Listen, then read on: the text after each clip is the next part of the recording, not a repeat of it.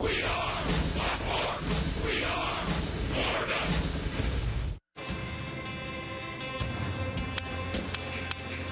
Bohr, right field, deep, gone, tied up. As they would say in New York, forget about it.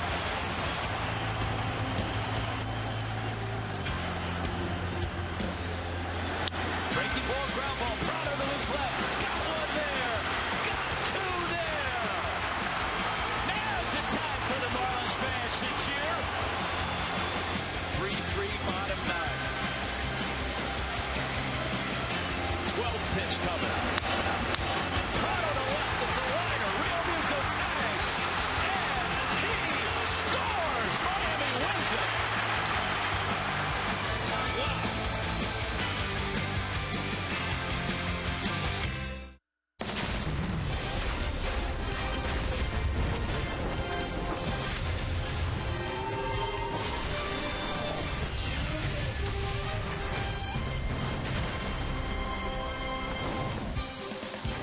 In Miami this afternoon, clouds, rain, wind, and baseball with the roof closed. Thank goodness. The Marlins and the Brewers open up a 3-game series. Hi, everybody. Rich Waltz along with Tommy Hutton. Welcome to Miami. What a thrilling series win against the Mets. 2 walk-offs yesterday. That epic at-bat by Martin Prado. This ball club, Miami, all of a sudden has some momentum. It's just, it was a great series. There's no question about it. Against the New York Mets over the weekend, a fantastic way to finish things yesterday. You've got to keep it going. A little tougher, maybe not the same intensity in the stands against the Brewers, but you've got to keep it going against this Milwaukee ball club. Milwaukee's played well. They have some bats that have come alive, and as they say in baseball, momentum's great, but it starts and it stops with the next day's starter. And Justin Nicolino is hot. He's got momentum himself. Yeah, he does. His last 4 starts, an ERA of 1.98. He has pitched against this Brewers ball club, and I think it's a challenge for Nicolino because they've seen him before. Good outing his last time out against the Braves. So we'll see how things go with that cutter that's really been working for Nicolino now. Yeah, load up the water, the bubble gum, whatever they dumped on Martin Prado twice in that Mets series. Let's hope the Marlins have a good supply. Yeah, and you know that Jose Fernandez will be ready with the water regardless of how it goes. He was ready today for his sim game, too. We've got that sim game. We've got Brewers. We've got Marlins. Hey, in Miami today, we've got baseball.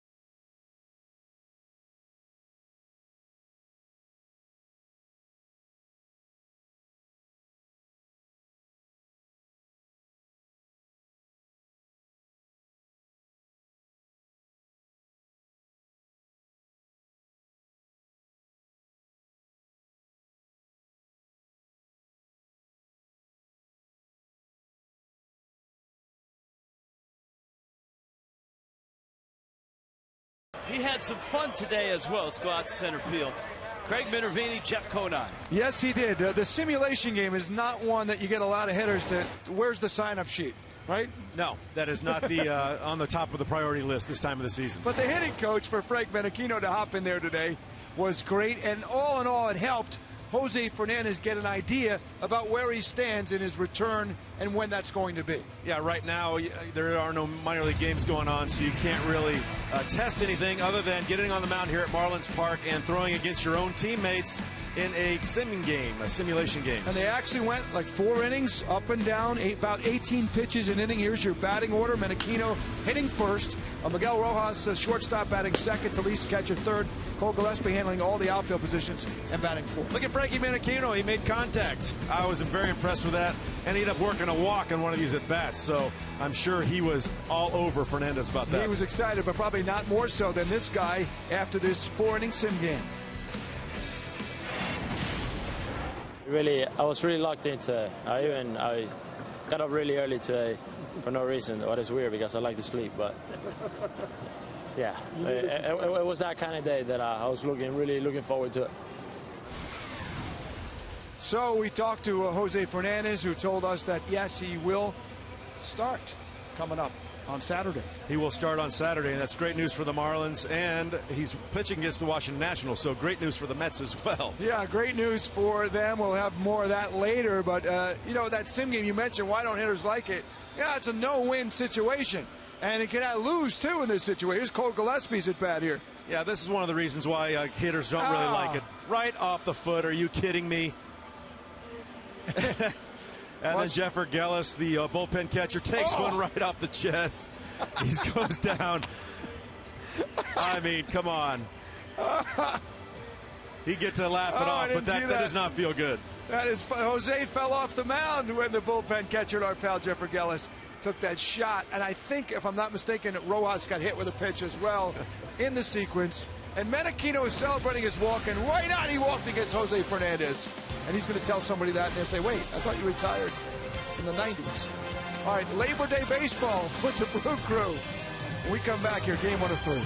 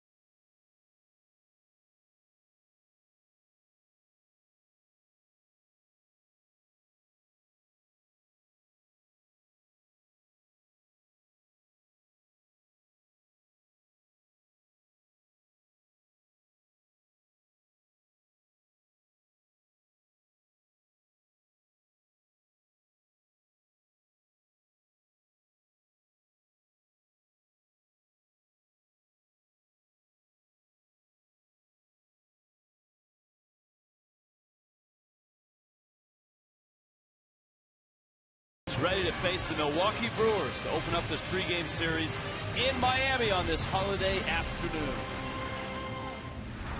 The Brewers are hot. They won 6 of 7. They're 60 and 76. JM Lexus brings you their lineup. Gene Segura at short. Jonathan Lucroy is hot. So is Ryan Braun. Chris Davis crushed 10 homers in the month of August. Adam Lind having a very solid season. Domingo Santana's in center. Hernan Perez at third. Elian Herrera is at second base. And Zach Davies makes his second Major League start. His 8th Major League start for Justin Nicolino. Gene Segura in the box. That is strike one, called by Marvin Hudson. Pinch a Penny brings you that first pitch.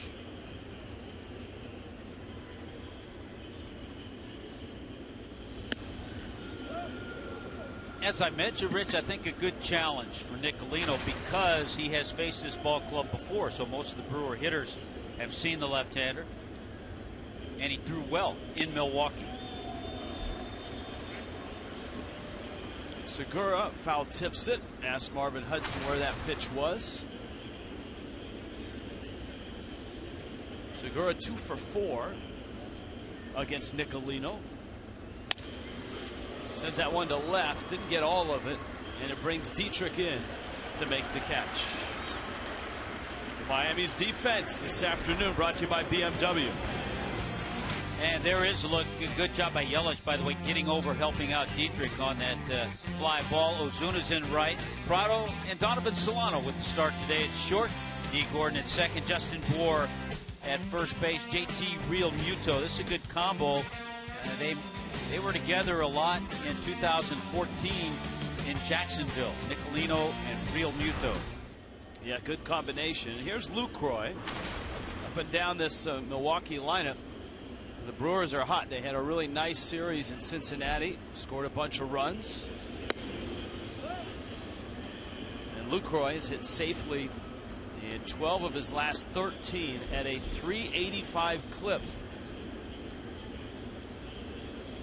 So the Brewers catcher has been hot. Braun behind him has been hot. Davis had a huge month of August. Power-wise, Adam Lind has been swinging it. This is more like a Milwaukee Brewers lineup that you expect. Yeah, you're kind of used to that with a lot of power. Lucroy, as you pointed out, coming on strong now for Craig Counsell. Spent about a little over a month on the disabled list. The broken toe, though.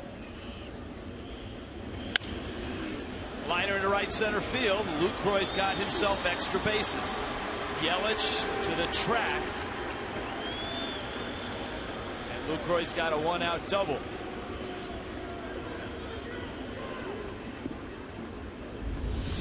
This is a kind of stroke, as you watch it on Phantom Cam this afternoon. That's the kind of stroke that produced 53 doubles last year for Jonathan Lucroy.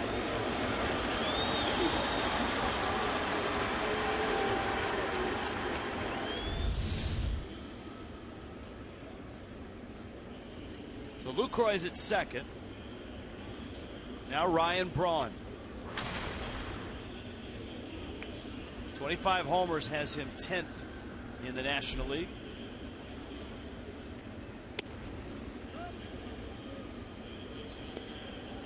Braun was 2 for 2 against Nicolino with a walk. And he's had a nice road trip as well. A homer, 4 for 8. And as he usually does, Rich, hitting lefties at a .337 clip this year. Nicolino gets a strike. Been a nice 4-start run for Justin Nicolino. With an ERA of under 2. It all started with that win in Milwaukee.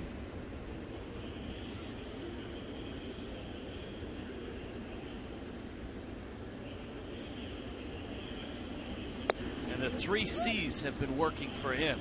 Command, changeup, cutter. Talking to his catcher, JT Real Muto, saying that the cutter has really made a difference for Nicolino here at the major league level. Working to Braun with Lucroy in scoring position.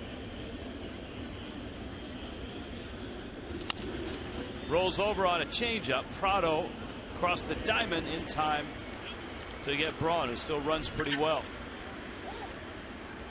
2 outs. Davis comes up. And if you go over the last 4 outings for Justin Nicolino, look at the numbers. 2-1 record, a 198 earned run average. Opposing batters hitting just 240. And we talked about his outing in Milwaukee, his last start in Atlanta, 7 shutout innings against the Braves.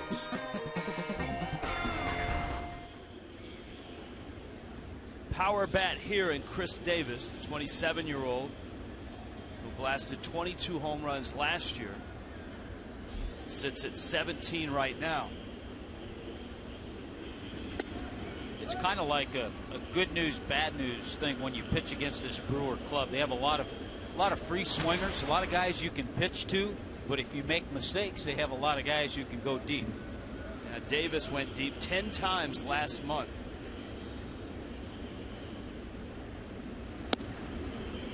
But as you pointed out, he hit just 228 despite the 10 home runs.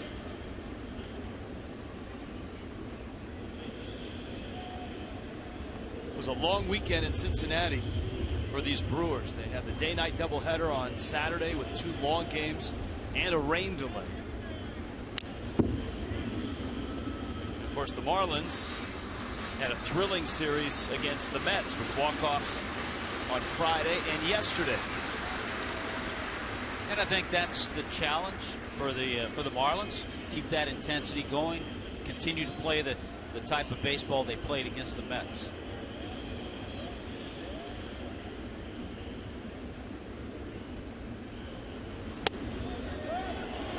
Nicolino with a looked like a cutter in. Yeah, I think he wanted it. You can see the movement. The cutter's usually maybe 3-4 miles an hour off the fastball, and man, that was close. That's just in on Fox Tracks.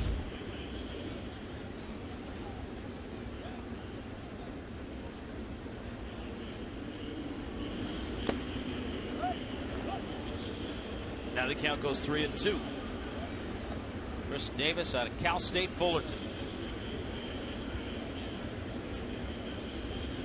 His father, Rodney, was a minor league player, now a major league scout. So he grew up in and around ballparks. Hard hit. Oh, Prado spinning, throwing, got him. No intensity problem over there from Martin Prado. That old glove serves him well.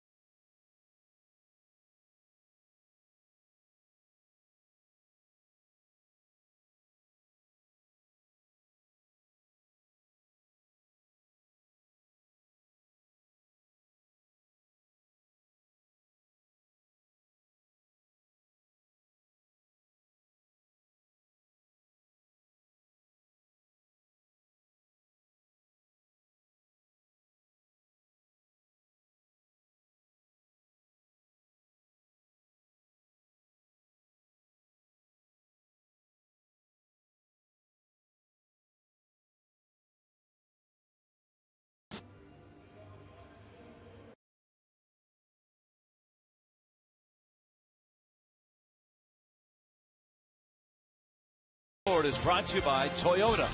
Let's go places by the Florida Department of Transportation, reminding you Drive sober or get pulled over. MI Auto Nation. Save on over 70,000 vehicles now. Visit us online at AutoNation.com.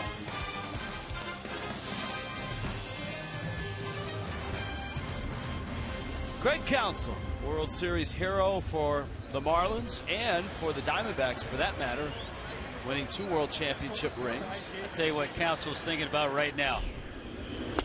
A lot of thunder. There's rain outside. He's thinking about all those long days over at the football stadium. There's a look at Zach Davies, 22-year-old, making just his 2nd major league start. He was not a Brewer when the season started. He was property of the Baltimore Orioles and pitching well in the minor leagues. Gerardo Parra in mid-July going to the Orioles from the Brewers. Davies arrives, and the Brewers, after watching him pitch in AAA for a month, have called him up. He's in the rotation.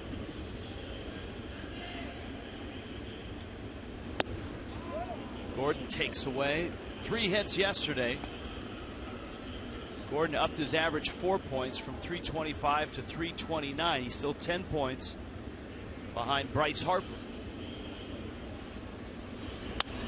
For D. Gordon, that was his 18th 3-hit game this year.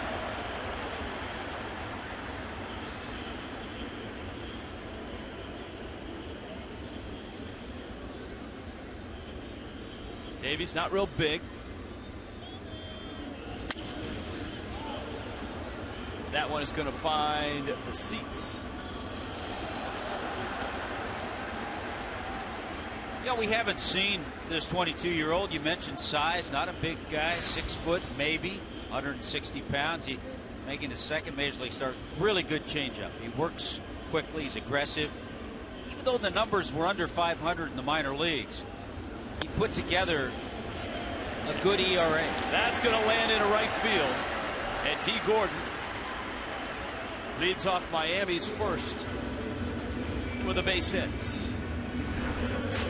Marlins offense, and it's brought to you by JM Lexus. Gordon in the leadoff spot. Christian Yelich, he's hot. So is Martin Prado. Justin Bourne, an enormous home run yesterday. Marcell Ozuna's been swinging it well. Derek Dietrich in left. JT Realmuto behind the plate. Donovan Solano gets the start out at short, and Justin Nicolino hits 9th. And here is Yelich with speed at first in D. Gordon. Christian Yelich extended his hitting streak yesterday with a base hit. 7 consecutive games for Yelich, over 460 during that time. Gordon now at 6 straight with that hit to right field. Yelich back to the mound. Davies out there, out there. And Zach Davies, who's got a really good changeup. It's a 1-6-3 double play. Here's his defense. Check on that Brewer defense, brought to you by BMW. Chris Davis, Domingo Santana, Ryan Braun in that outfield. Hernan Perez, Gene Segura, Ilian Herrera, Adam Lind around the infield, Jonathan Lucroy behind the plate.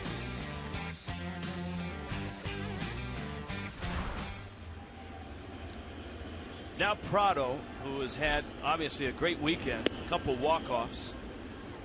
The RBI double on Friday, and then the epic 12-pitch at bat, which ended up being a sacrifice fly yesterday.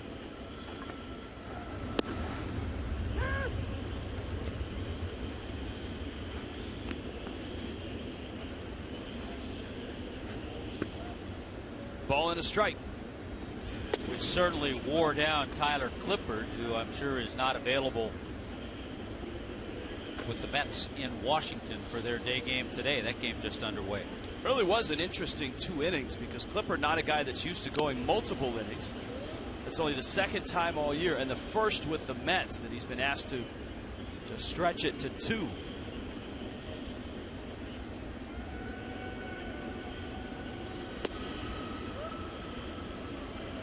Yeah, it was a lot of changeups, a lot of fastballs, a lot of foul balls. And Martin Prado finally got a changeup into left field for the sac fly. Fights off a fastball. The Mets and the Nationals are playing in D.C. this afternoon. That game is already in the second. Michael Conforto is homered, and the Mets have a 1-0 lead.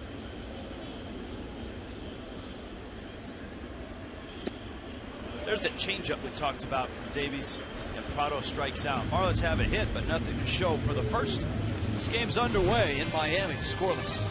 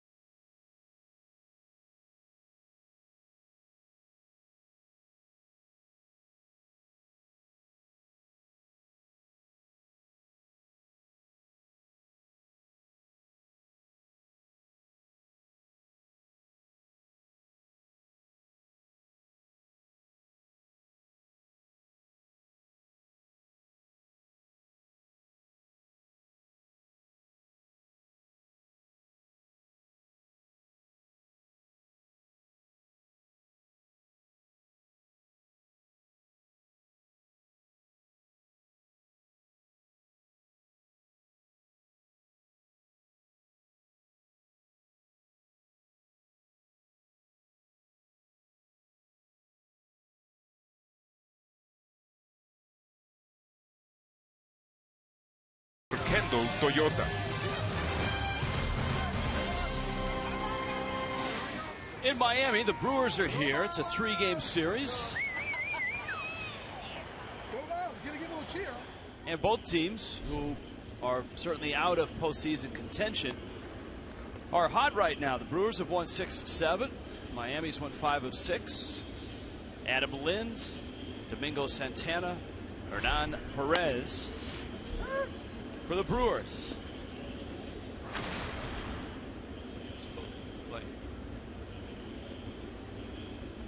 Lind, left-handed basher, who made a lot of pitchers uncomfortable in the American League when he was a Toronto Blue Jay. 9 years of Blue Jay. Kind of an off year last year. He's revived his career in Milwaukee this season.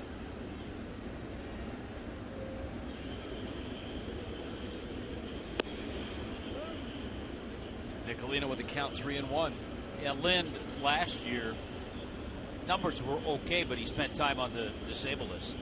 Right foot injury, back injuries, but has put together a real solid season. That one pulled foul. One of the intriguing things about Nicolino is he's gone 44 innings. His ERA is nice at 3.07. This is start number 8. He's walked 13. He struck out 15. So he is not a strikeout guy, and he doesn't walk a lot of people.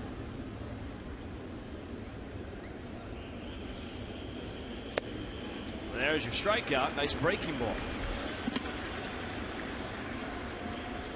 That looked like that cutter again, 85 miles an hour, and just continued to move away from Lind. That's a terrific pitch right there. Phantom cam. It'll be fun today. Get a few phantom cam shots. It is. I mean, you pay so much attention, and so much is talked about velocity, sheer velocity in the game, and strikeouts. Those are sexy, certainly for pitchers. And Nicolino has neither of them. Santana came from Houston in the Carlos Gomez trade. We talked about that the last 3 games, didn't we? Yeah, we sure did. Gomez almost a Met. That trade didn't go through. He ended up in Houston. Little tapper at third base. Bare hand Prado. Safe. He beat it. Good speed by Santana to get down the line. You talk to those who have had a chance to see Santana play. He has a lot of ability. Big guy. Runs well, as you saw on this play. And yes, he did beat it. Infield base hit for Domingo Santana. Good effort by Martin. Just good base running, good speed by Santana. Hernan Perez, the hitter now.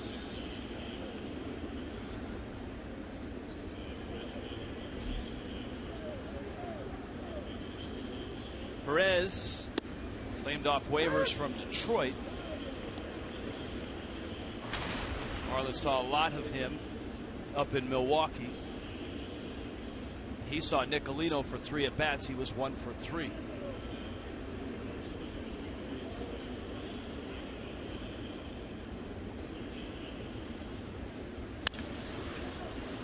Just out of the reach of Solano, and it's into left. And Milwaukee has back-to-back hits with 1 out here in the second.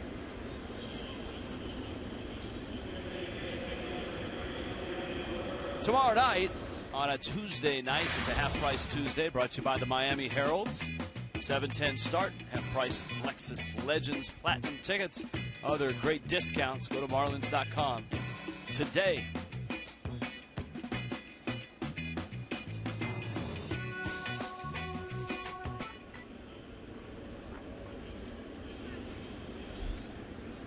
Elian Herrera. So how, without velocity, and certainly without getting a lot of strikeouts, does Nicolino get outs? You go to a place like the Baseball America Prospect Handbook, and this is what it says about Nicolino.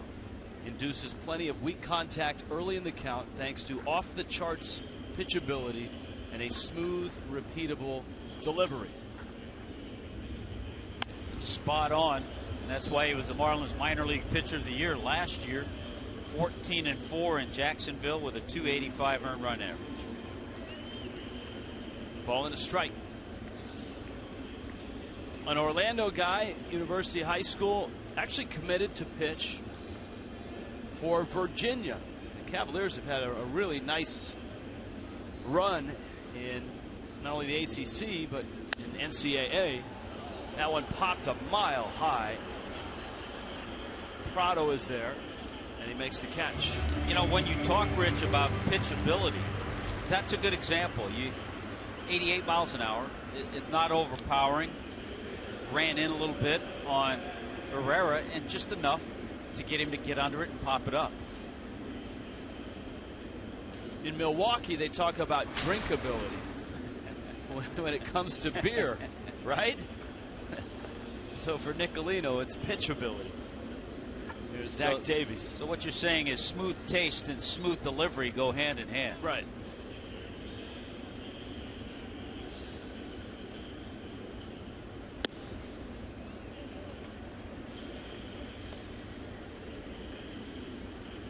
Davies is listed at 6 feet tall, 155.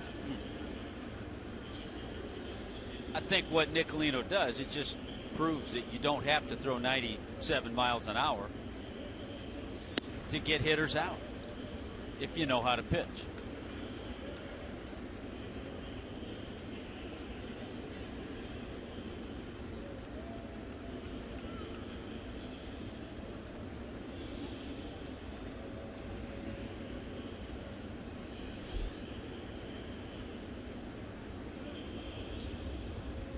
Ball and a strike to Davies, and now Nicolino and Real Muto.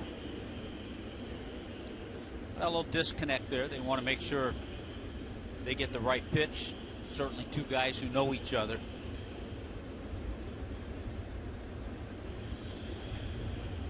Yeah, a lot of time coming up in the minor leagues the last couple of seasons. Nicolino, Conley, even Andrew Heaney now with the Angels. Real Muto behind the plate. Had that magical year in Jacksonville last year.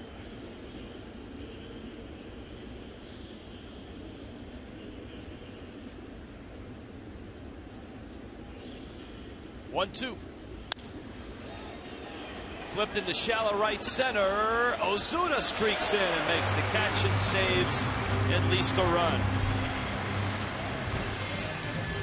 Still no score in Miami.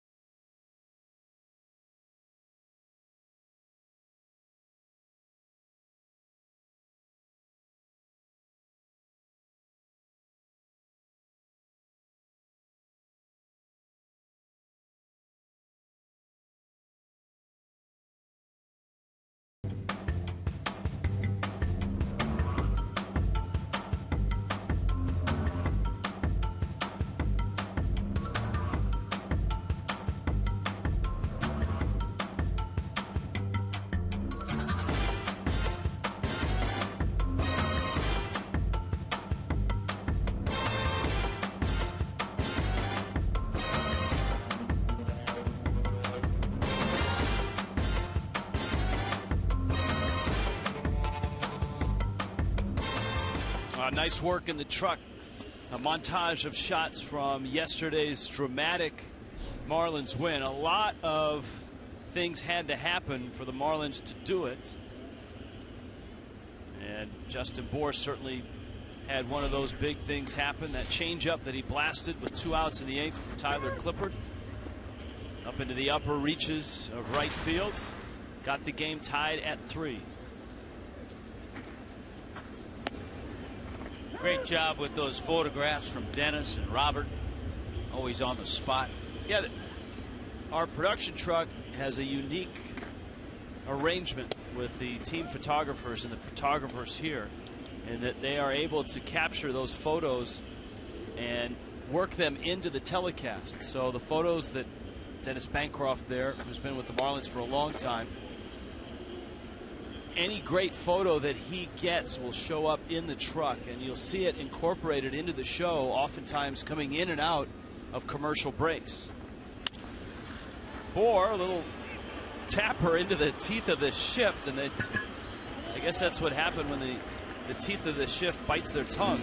Two guys collide. I haven't seen that. You don't see that too often, where a shortstop and second baseman will almost collide. Segura crossing in front of Herrera, but you see where Segura's playing. He's on the second base side. Almost a little mix-up. It's the shortstop, Gene Segura, that actually makes the play in front of Herrera. Other than an occasional bump behind second base on a ball that's way up the middle, you rarely see infielders get that close to each other. Ozuna shoots that one up the middle. Herrera has it, and Zach Davies Has a couple of really quick outs.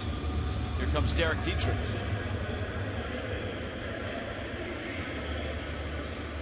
Tomorrow night on a Tuesday night, emails and tweets. That's tomorrow. It's our weekly Twitter Tuesday. Along with emails, there's how to get a hold of us. FoxMarlins@gmail.com. At Fox Marlins on Twitter and Instagram.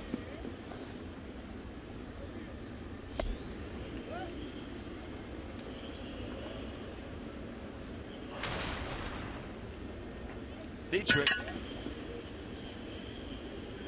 sitting on 10 home runs, and he takes a strike. Boy, said that ball that hit him yesterday right on the instep, that back foot. And a busy inning for that side of the infield. 5 pitches, 3 of them ended up over on that right side, all for ground ball outs. Scoreless ball game in Miami.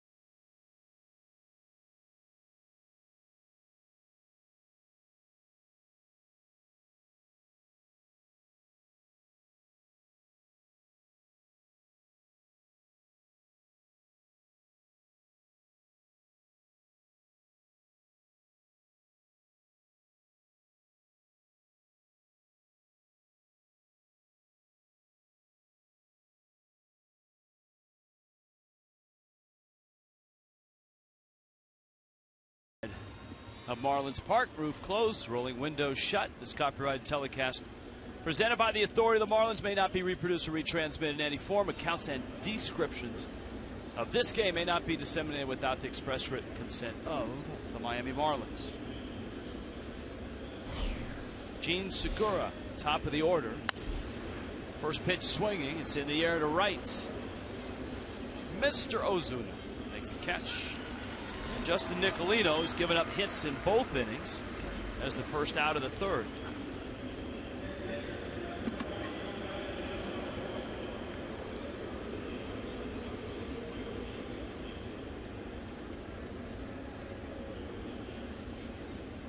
Here comes Luke Croy. He doubled into right center field. Yeah, both the Brewers and the Marlins kind of share the same type of seasons. Didn't get off to the start that they wanted or expected. Both fired their managers. Ron Renicky, the skipper of the Brewers, ended up getting hired by the Dodgers as their third base coach. That was about a month ago. Craig Counsell stepped in. For the Marlins, obviously, Dan Jennings replaced Mike Redmond. Bohr. And there's 2 outs. Craig Counsell certainly was a part of the Brewers organization. He was the special assistant to the general manager, so he was aware of things going around. And of course, a lot of people point to that July trade that the Marlins made with the Rockies, acquiring Craig Counsell in July of 1997.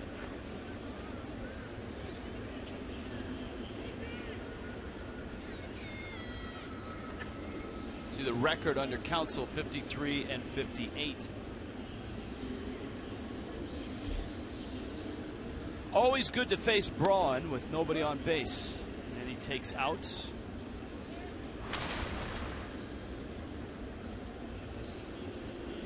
Braun's year last year, 19 homers.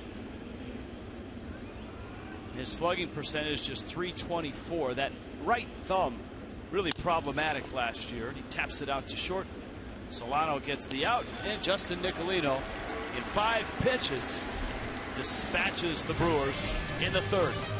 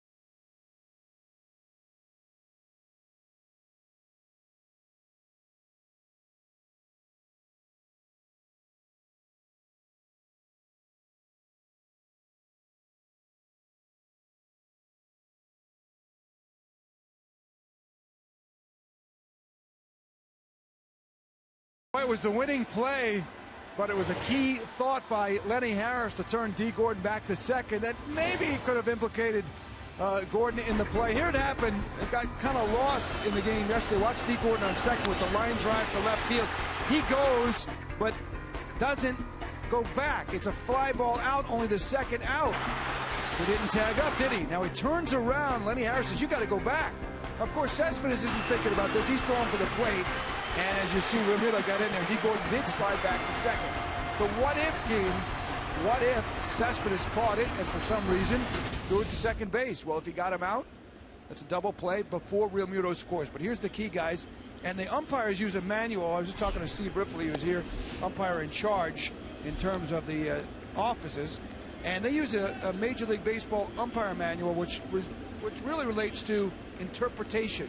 It's a lot more simple. It takes different facts like what happened in the game last night, and the ruling is that play is a time play. It's this it's book right here, and this describes a play where the guy on first is going to second trying to steal, guy at third tags up, the ball is caught, the throw goes to first, but it relates to, did the run score before the man was out at first? It is not a force play, it's a time play, and that's the difference. So with the run scoring last night, it wouldn't have mattered had the Mets after that gotten the run or the out at second base, if that makes sense. It's confusing, but it is a time play, not a force play in that scenario. Yeah, Craig, and that's why Terry Collins was talking to the umpires after that game ended yesterday. The ironic thing is, here's the 2-2 to JT Realmuto, who fouls it off.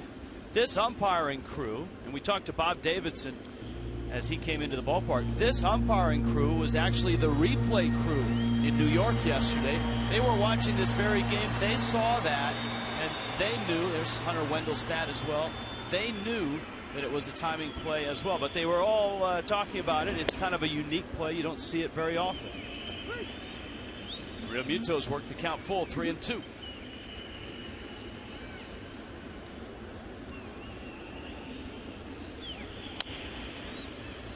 Slowly hit. Perez gets Realmuto. Lots of ground ball outs for Zach Davies so far from the Brewers. Tommy, if you've got a strong fan photo on your handheld device, you can hashtag it FL Data Strong Fan, and we might just feature you or show you in an upcoming telecast. Can you imagine that, Tommy? You on the telecast? That's amazing. I got to write that down. Hashtag FL Data Strong Fan. Yep, there you go. It's brought to you by T-Mobile. Data or data? I go with data.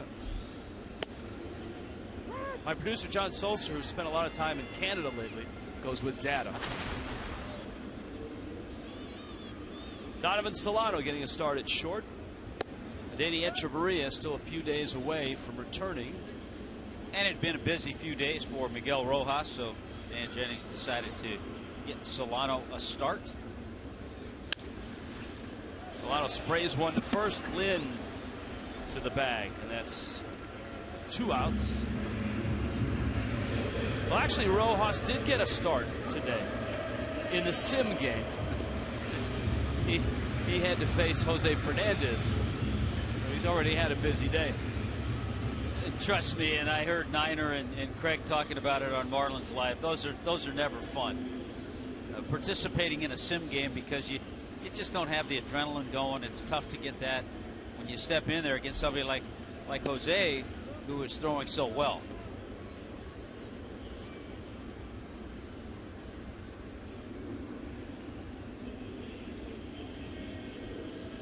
It's like Echeverria gets the Henderson Alvarez seat.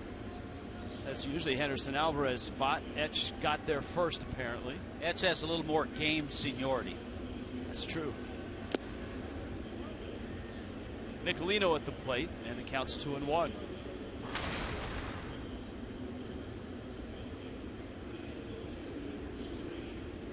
Last game for Nicolino. Was able to pick up his first major league hit. Look at that. Wow. Hot smash. Segura gets the out. Nicolino has swung the bat well in the big leagues. Another ground ball out. Zach Davies is plowing through the Marlins. Justin Nicolino is chewing up the Brewers. That's why we've got a scoreless game in the fourth.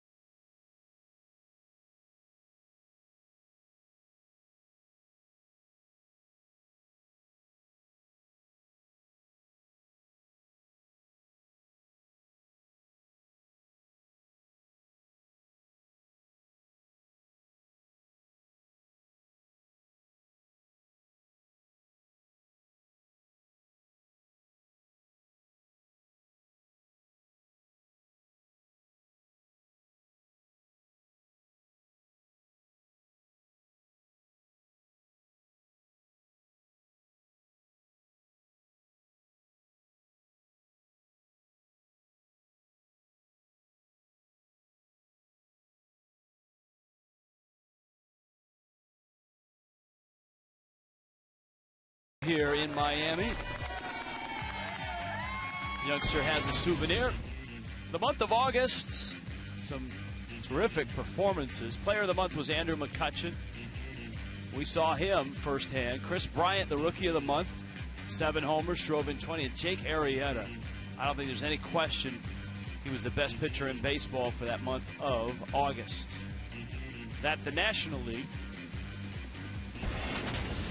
In the American League, Miguel Sano keeping the Twins in the postseason race. Dallas Keuchel, the Astros, a surprise leader in the American League West. And Edwin Encarnacion with the parrot on his arm as he circled the bases 11 times. How about that? Dallas Keuchel, by the way, a winner last night for the Astros against Minnesota. His 17th win. The left-hander, 17-6 with a .229 earned run average. Chris Davis was also in the others receiving votes in August with 10 home runs. Justin Nicolino, second time through for Davis, Lind, and Santana. And a strike. All of a sudden, the last couple of innings, we've seen some nice curveballs. Good first pitch curveball strike from Nicolino. Neither of these guys throw exceedingly hard, but they both have located. They've subtracted like that. There's a changeup. 81 miles an hour. Chuck Hernandez has to be pretty happy. That was a strike. Great pitch.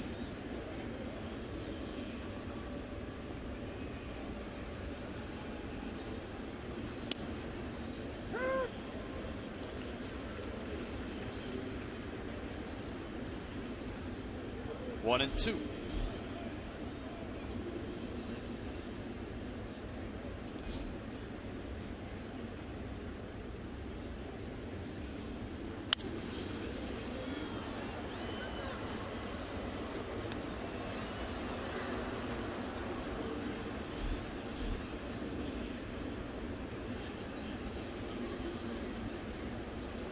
Max Scherzer has given up 2 home runs now. Kelly Johnson joining Michael Conforto with solo homers. 2-0 Mets up in D.C. That game in the third.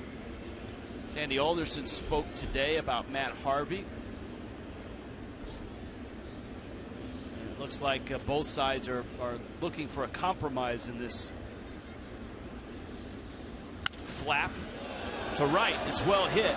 Ozuna back, looking, and gone. And that's the power of Chris Davis, whose nickname is Crush with a KHR. Yeah, you can see the power. Well, he gets them in bunches, too. He's had 4 games this year where he's hit 2 home runs. There's number 1, and that was a blast to the opposite field. Number 18 on the season for Davis. Got the changeup. When you hit a changeup to the opposite field with that kind of power, you have to supply it. He has that kind of power.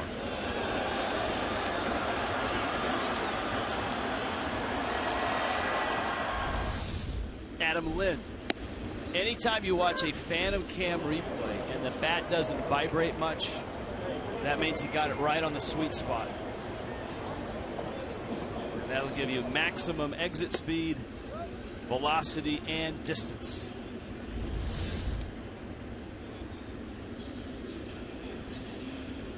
Yeah, no wavering in the bat there. Like, what was that from Saturday Night Live? Like butter. Like butter. A Mike Myers line, I believe. 1-2. Bouncer up the middle, and that's into center. Solano gave it a go. And the Brewers have a hit. Okay, so we saw the home run and how smooth the bat was. What about a bloop hit or a jam shot? What does that look like on Phantom Cam? This is the bloop shot, base hit by D. Gordon. Right up his arm. You can see his arm actually wiggle too.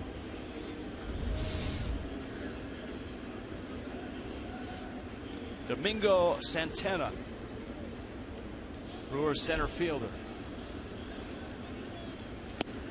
He has a massive swing and a miss.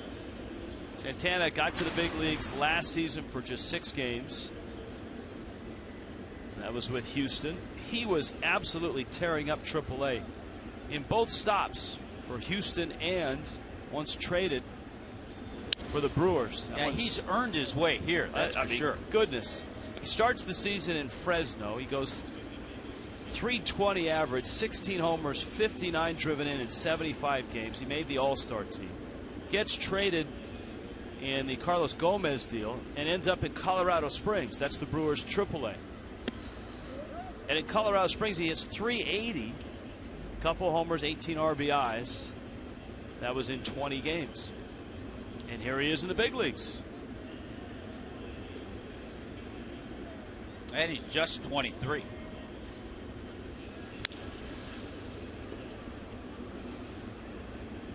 One ball, two strikes.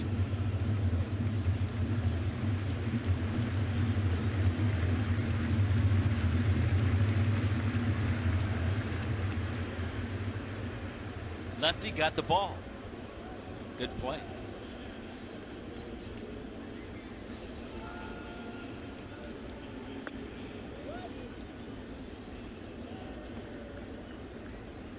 Yoenis Cespedes, oh my goodness, he's 31st. He's got 5 homers in his last 6 games. And the Mets. So the Mets with 3 solo shots. 3-0 lead. You know, sifting through all the rhetoric from last night with Matt Harvey saying, yeah, you know what, I want to pitch in that postseason, to this morning Sandy Alderson saying, well, you know, we still got to work out the innings. The best quote I've seen in all of that was from Terry Collins, who today said, you can talk postseason all you want, but you got to get there. He knows that. And he's got to be a big piece of us getting there.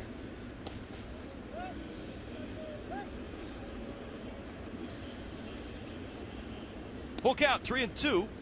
Lynn's not a swift guy at first. And you've got Santana. And he's susceptible to a strikeout. So I would doubt Lind would be on the move.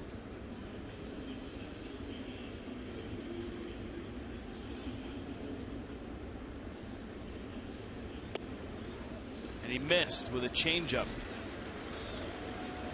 Homer, single, walk is how this inning has started for Nicolino. Series closes on Wednesday, and of course on Wednesdays kids eat free at 7:10. Every child 12 and under with a ticket gets a coupon for a free KMB Frank bag of Frito-Lay chips, small Pepsi or Aquafina water. Get your tickets for Kids Eat Free Wednesday at Marlins.com, and you can see Craig Counsell, also employed as general counsel of the Brewers, and you can see him right there arguing his case. Hernan Perez, who singled in the second.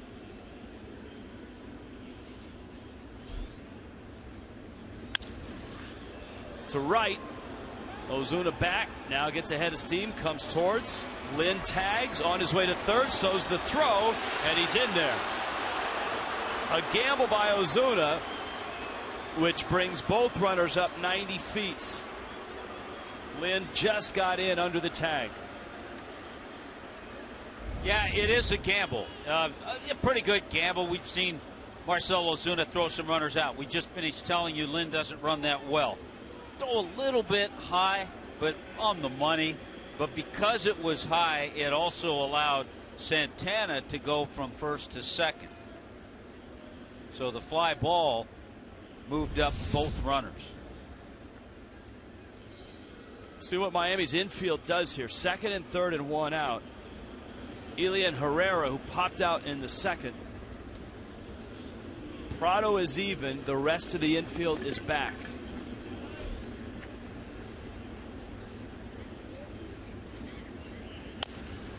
And that's exactly what Justin Nicolino needed. The only way in thinking and describing the throw from Ozuna, and you're exactly right, this is a good way to get that quick out, bring the pitcher to the plate. You can still make that throw, try to get the runner at third. You just have to keep it a little lower, because if the runner at first thinks it could be cut off, then he's going to stay put.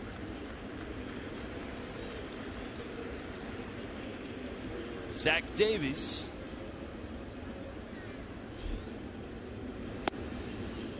And the Brewers pitcher takes a strike.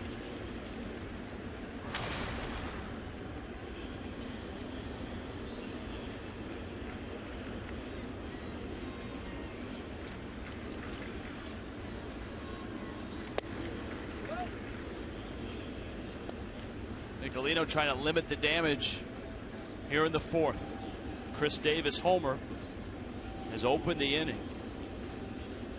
Adam Lind at third. Domingo Santana at second. And the 1-1. in the air on the infield. Nicolino's calling. He's called off. Gordon is there. Makes the catch. Almost loses his footing on the mound. The damage limited to just one.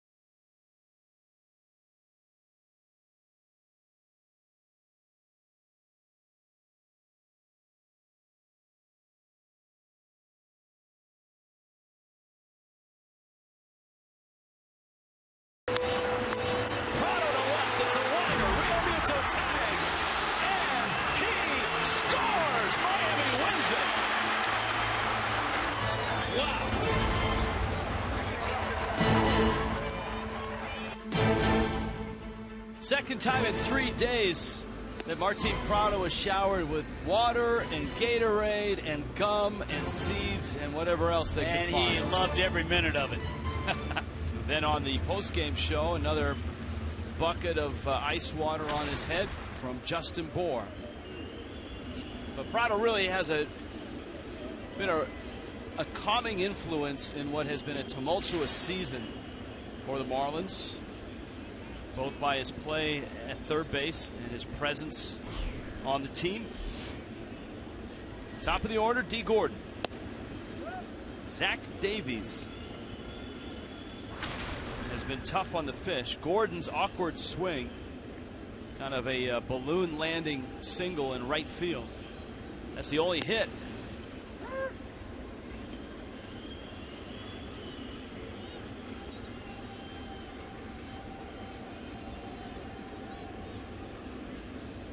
Not a hard thrower, but a dynamite changeup. There's his fastball, so he sits at 89 just like Nicolino. Yelich on deck and Prado to follow. Yeah, in some ways they're similar. Neither is overpowering. They both have pretty good change-ups. Little tapper, Davies off the mound, gets the out. It's a good combo for D. Gordon today. Came into the game with a 389 average in day games, and he's hit near 340 at home. Now Yelich, who bounced into a double play back in the first. 9 outs. All 9 outs recorded on the ground. 8 of the 9. 1 strikeout. I gave you that Baseball America prospect scout on Nicolino. On Davies, it says he's a strike thrower with a plus pitch, his changeup. And throws it with such good arm action. There it is, right there. That one scout said he had to look at his radar gun to make sure it was a changeup because of that arm action.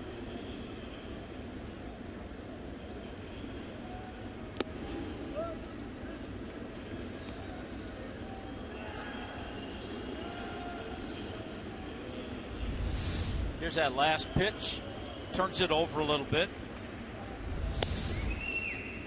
That's kind of a right-handed version of Adam Conley's it's changeup. similar. I'm just saying it's similar to the changeup that Tyler Clippard was throwing yesterday. Raised in Arizona, born in Puyallup.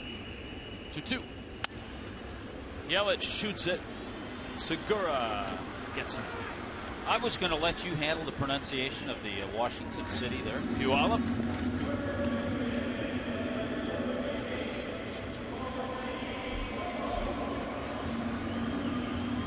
Here comes Prado now.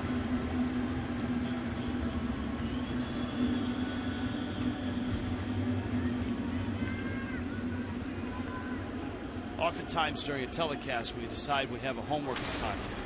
And one of our homework assignments for tomorrow is, what is Prado's mom making for dinner? He said yesterday in the post game that his mom's cooking, right? Talked about the cooking, yeah.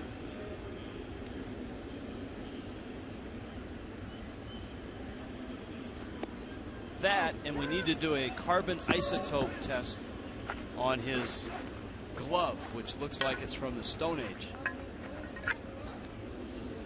Determine the age of that thing. A lot of times guys will have gloves for a few years and just continue to restring it. Look at that thing. Look at the old Wilson logo on the. Boy, it's made some good plays lately. That has. Started a big double play in the ball game yesterday with A.J. Ramos on the mound. Got some patches on it. Got, I'm sure, a few fixes.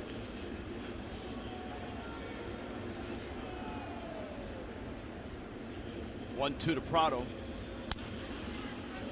And he hits that one foul. Prado had obviously the walk-off hit, but this double play was enormous. Well, the Mets had the bases loaded. It looked like they were going to score. And 5-4-3. And just like that, inning over. And as they say, you know the rest of the story. One of the best reactions on that double play is you see most double plays started. Prado's at 22. Arenado, the Gold Glover, at 26. It's a great reaction from D. Gordon at second when he was in the process of turning that double play. Pitch is in the dirt. And it was obviously a terrific escape for A.J. Ramos and much needed. It allowed the Marlins to walk off in the bottom of the ninth.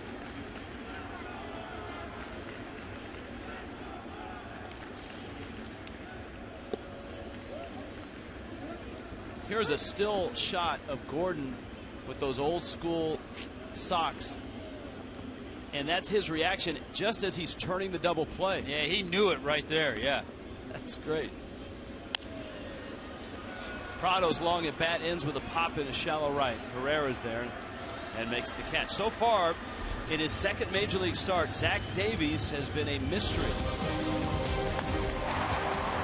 Ryan Braun and the Milwaukee Brewers in town for 3. And the former Hurricane hits next.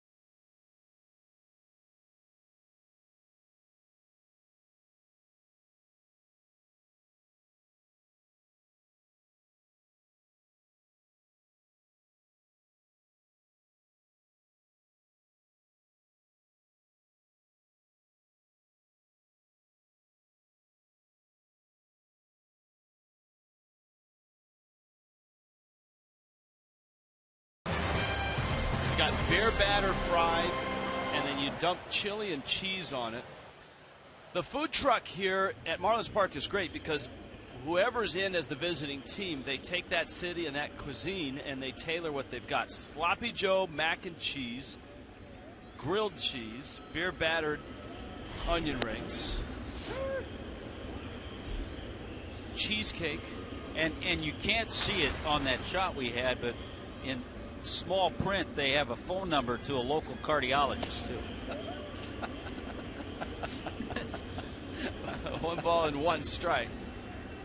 So yeah. You can't see it. It's below the Marlins logo. That's right. Right. Well, the University of Miami rehab center is right down in the right field You go corner. get on the treadmill after you eat some of that. Gene Segura swings and misses. Counts 1-2. Nicolino gave up the home run to Chris Davis. And then Milwaukee had first and second, nobody out. Second and third and one out. But he got out of it.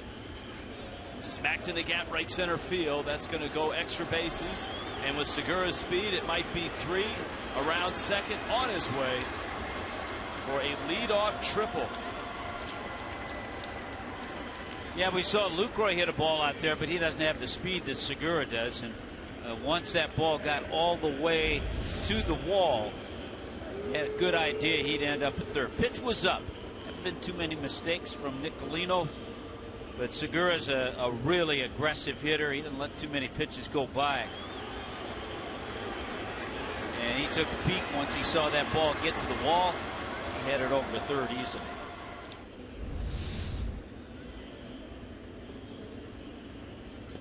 So the Brewers have one of everything now. 3 singles, a double, a triple, and a home run.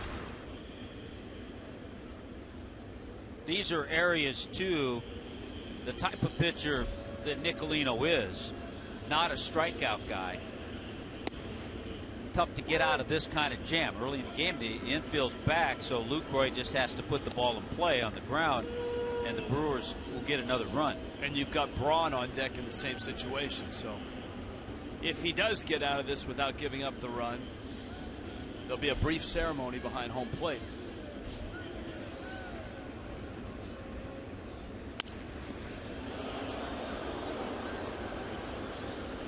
South Florida Honda dealers, get you ready for tomorrow night.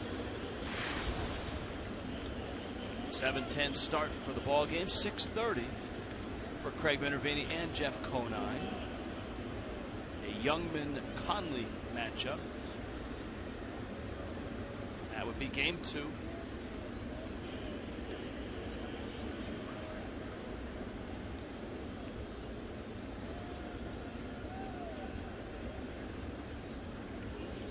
Oh-2 coming to Lucroy's. Doubled and popped out.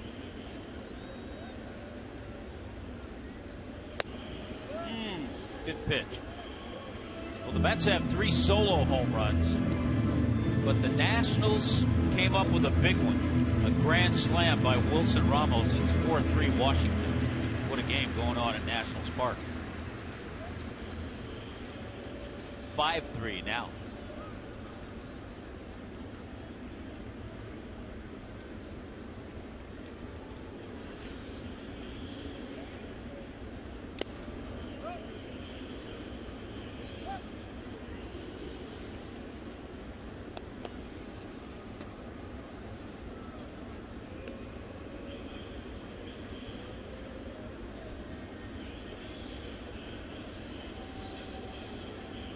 Two balls, 2 strikes.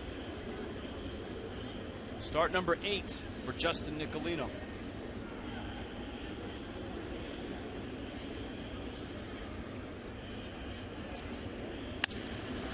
Into left center field. That's a hit. Yelich trying to get to the gap. Does cut it off. And Lucroy arrives at second. His second double. Milwaukee a 2-0 lead. They are living up to that billing coming in, that they're hot in terms of wins and losses and hot with the bats. Yeah, they got a few guys swinging the bats well. This is double number 20 on the air for Lucroy.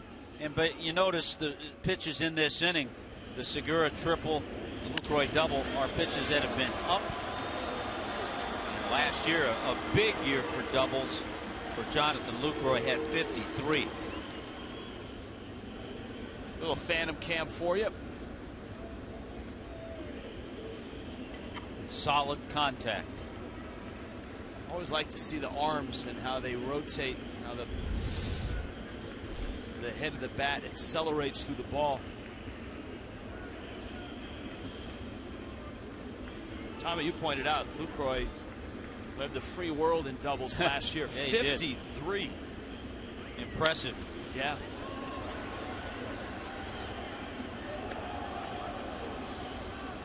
He was an all-star last year. And most of those doubles, he had 19 games at first base for Lucroy. Most of those doubles as a catcher, too.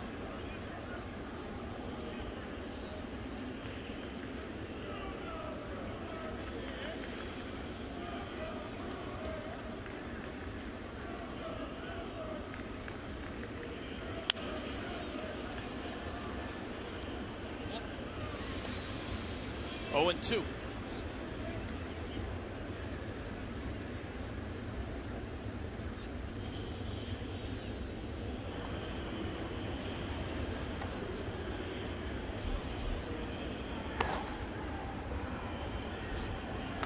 Brian Ellington, Miami's pen.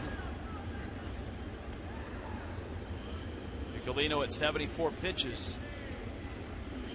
But a lot of those are headed in the other direction at a rapid pace.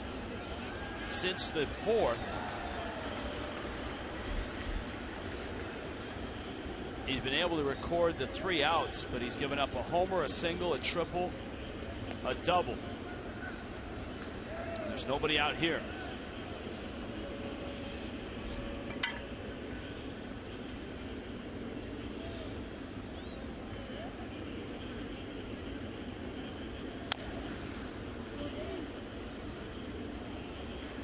I don't know if you noticed the first few swings, even a guy such as Ryan Braun with 25 home runs, and because of the way he was approaching it, Nicolino was trying to work him inside. He was actually trying to hit the ball the other way just to move Lucroy over to third. Now with 2 strikes, he's pretty much on his own.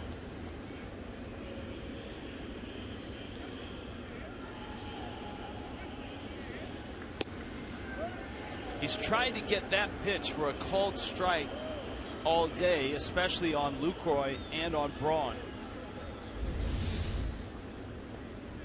And to the credit of the Brewer hitters, it's a good pitch. That's where you want to miss if you're off the plate inside. To the Brewers' credit, they've taken that pitch.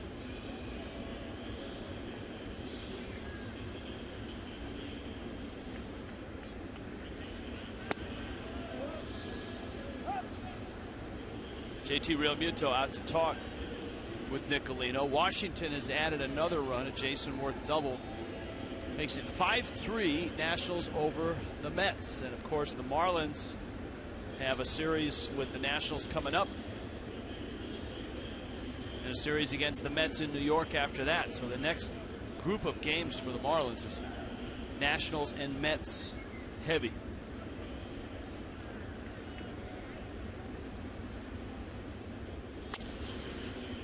Braun shoots it to the right side. And he'll push the runner to third. 1 out. Lucroy is 90 feet away for Chris Davis.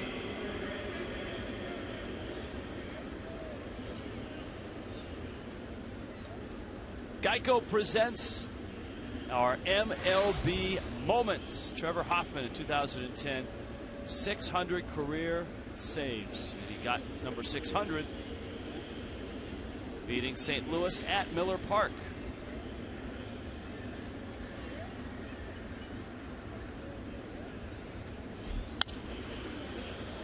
Still one of the, I think, the best ever ceremonies for a honoring of a player that the Padres had for Trevor Hoffman. We were in San Diego at the time. We were privy to watch it. Yeah, a guy who meant so much to that community and that team, and still is involved and still gives to that community. Hot smash, and it gets under the glove of Prado. And Chris Davis and the Brewers have another run. If it's a single, it's Davis's second RBI. Well, you have to react to it as Prado did. He gets down, you react, you're going to backhand it, it scoots, it stays low on him. He tries to come up, just caught a little piece of it, it's going to be a base hit. So another RBI for Davis. You were talking, Rich, about the next week or so of games. After this Milwaukee series, the Nationals are in town. Then the Marlins go to New York and then to Washington. So they have a ton of games. 7 games against the Nationals in that period of time. So the next 10 games are all Nationals and Mets. Yeah. After this series. And the Marlins finish their home schedule with Phillies and Braves, and finish the road schedule with Rays and Phillies.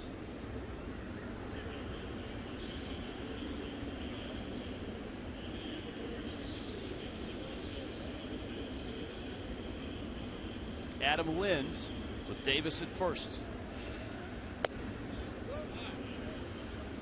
Our Toyota trend, both the Marlins and the Brewers are trending upwards. Last 10 days, highest batting averages. Milwaukee had the great series in Cincinnati. The Marlins a sweep in Atlanta and a dramatic series win over the Mets. They have guys like Segura swinging the bat well. Lucroy, he's hot. Braun, Davis, Lind. So they're putting together some good ABs.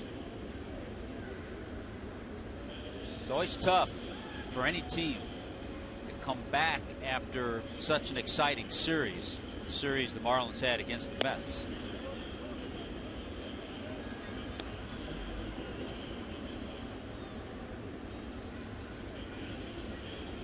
Marlins bullpen getting busy right now too.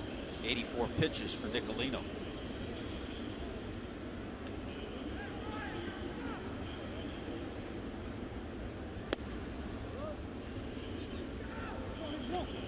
Nicolino, who made his major league debut in Cincinnati. That was the Anthony DeSclafani start, right? The photo between the two friends before the game. And DeSclafani's actually pitching today as Cincinnati's beating Pittsburgh 3-0 in the 5th. Center, busy day for Yelich. Back he goes, looks up, hops off the wall. Yelich picks it up. Racing around third is Davis, and he's going to score.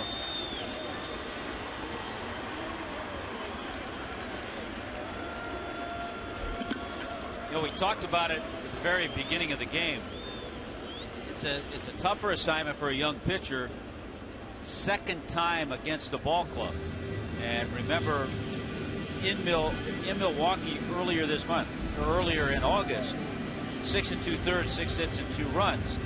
But a lot of these Brewer hitters have seen Nicolino, and all of a sudden, after the first 3 innings being sharp, a lot of pitches the last couple of innings have been up in the strike zone.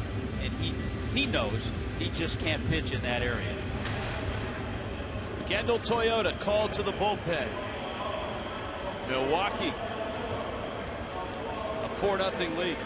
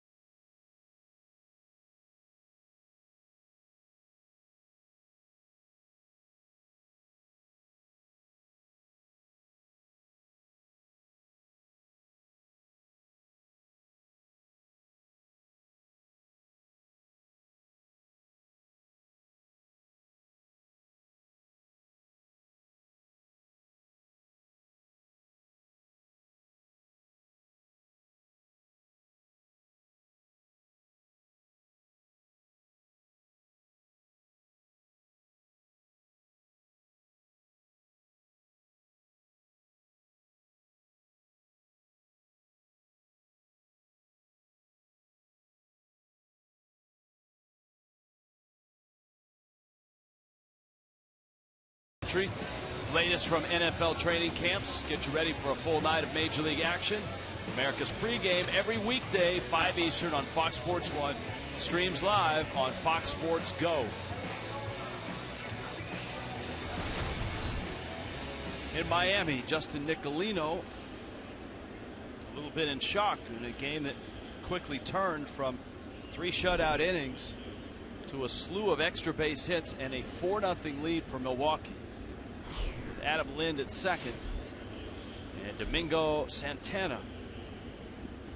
Brian Ellington's fastball is in. Yeah, it's amazing how, for any pitcher, even an experienced pitcher, things get out of whack, and it's hard to get back in a groove, which Nicolino was in the first 3 innings. Good numbers for Brian Ellington.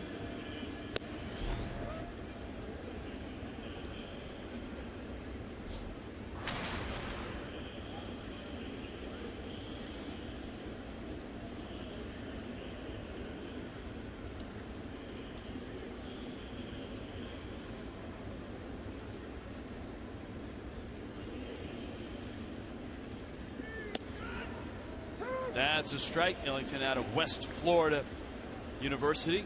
And a memorable night for him. The first game of that Mets series, an exciting 11-inning walk-off win for Brian Ellington.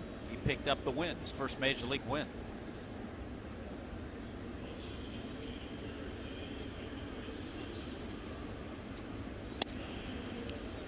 Two one catches the corner, evens it at 2-2. Harvey Keene was the manager in Milwaukee long ago and managed those really good Brewer teams that got to the World Series and lost to St. Louis, and they used to call his club Harvey's Wallbangers. Harvey's Wallbangers. Gorman Thomas, he was part of that. Robin Yount, Paul Molitor, Cecil Cooper, Ben Ogilvy.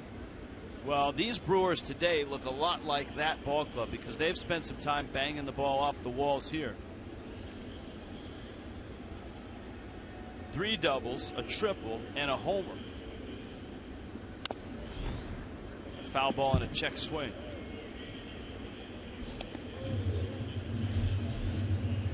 Yeah, the type of hitters that Craig Counsell was not.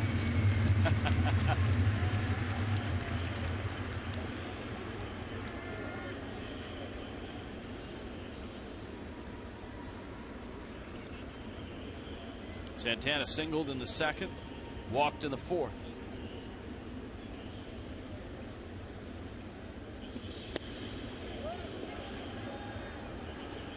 No swing.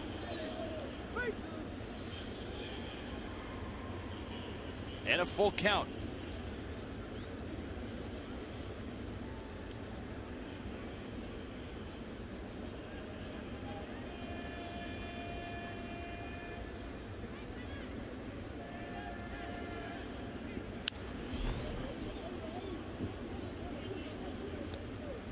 Fastball. He didn't hold back on that swing, Santana.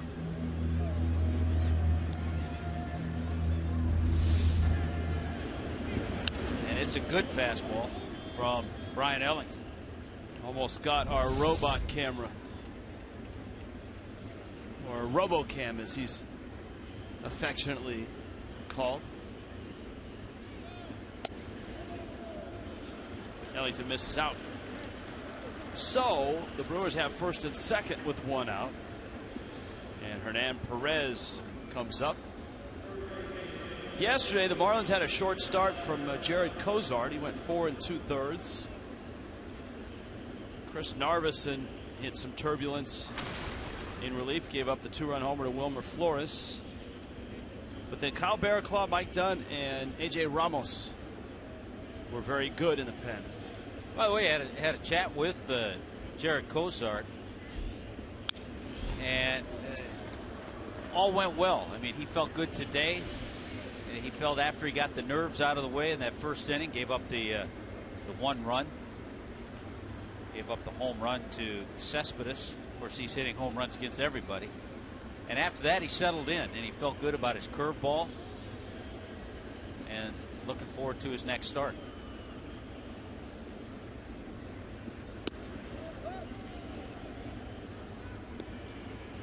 A ball and a strike.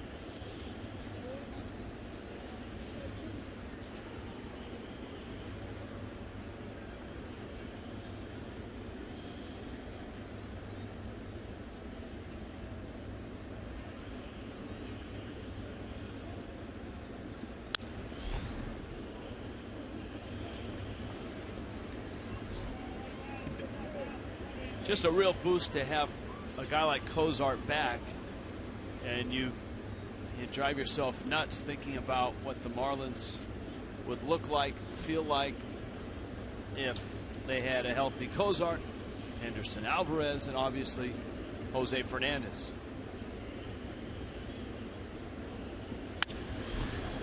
To left, Dietrich back, and he reaches up, can't get it. It's over his head. Lind will score. Santana's right behind him. And these wall-banging Brewers continue an onslaught. Not an easy play. It looked like Derek Dietrich got turned around. He goes this way. Now he has to move the other way. Doesn't quite get there. Ball hit really hard by Hernan Perez. And they add on 2 more. Fastball in, he turns on it. And Dietrich turned a couple of ways on it. Boy, did you see how close Santana was? He was right on Lind's tail. 6 extra base hits today by Milwaukee, 4 this inning.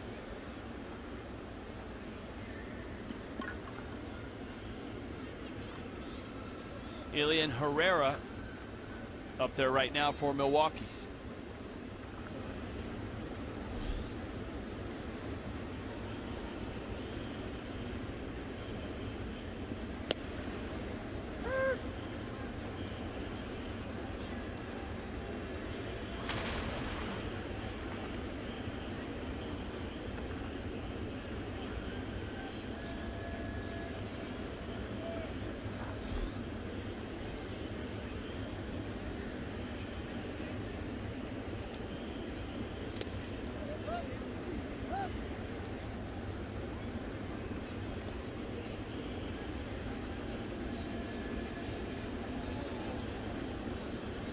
That's a Brewers tradition, the big inning. That ballpark, their lineup usually tailored with plenty of pop.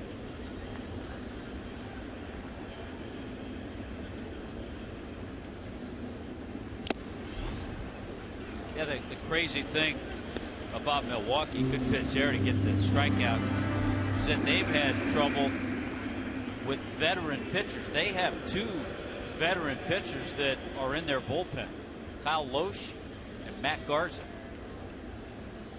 Matt Garza demoted recently.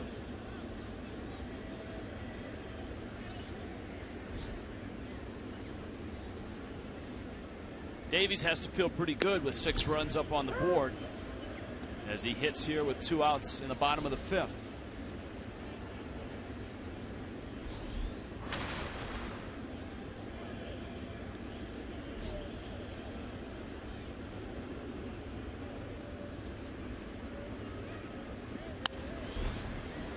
Pop up.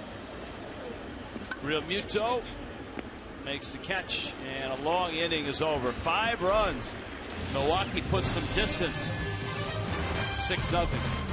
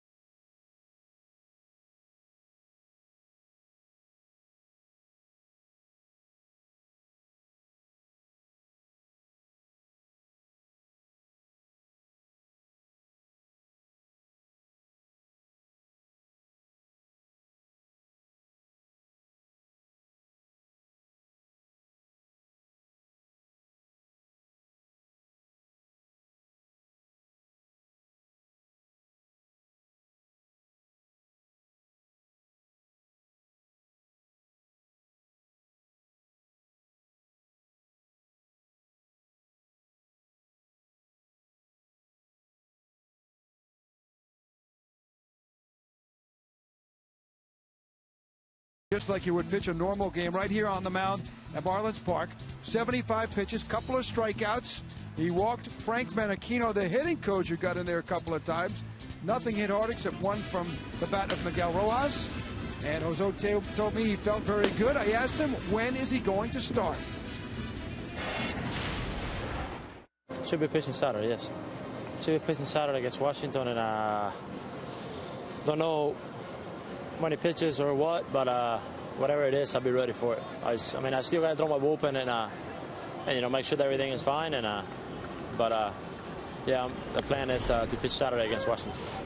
And that is great news for not only the Marlins, but probably the New York Mets, too. And as fate would have it, if everything works well Saturday, and you look at his next start, he'll miss the Mets as Justin Bour gets a hit the other way and face the Nats again, potentially, if the Marlins keep him on a consistent roll here. So good news today. He said he didn't sleep very well last night because he was very excited, guys, to pitch today. It is great news. So Saturday, this weekend, I'm sure the Washington Nationals are thrilled. They get to face Jose. Justin Bour facing an extreme infield shift. Shoots one into left field for a hit. And the Marlins try to make some waves against Zach Davies in his second major league start. 22-year-old out of Gilbert, Arizona. I love that swing of Justin Bour's. They're going to open it up that much, certainly in a game that's 6-0. They just need base runners. Well done. Ozuna bounced to second. That's kind of been the story with Zach Davies. 10 ground ball outs, including a stretch where he had 8 in a row. 0-2 to Ozuna.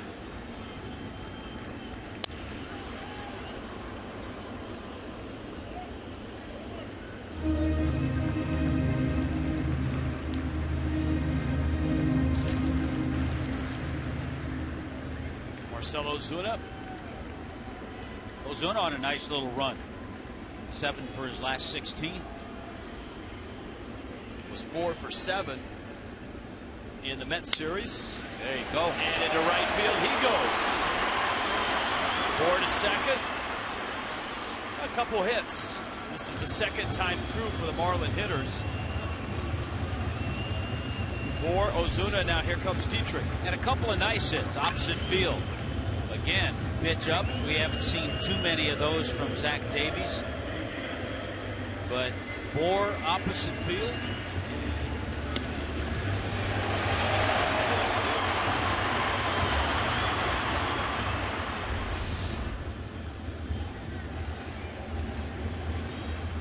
Now Dietrich. Got Real Muto behind him. Long way to go till the end of this game. Miami, though, in a 6-run hole trying to dig it out.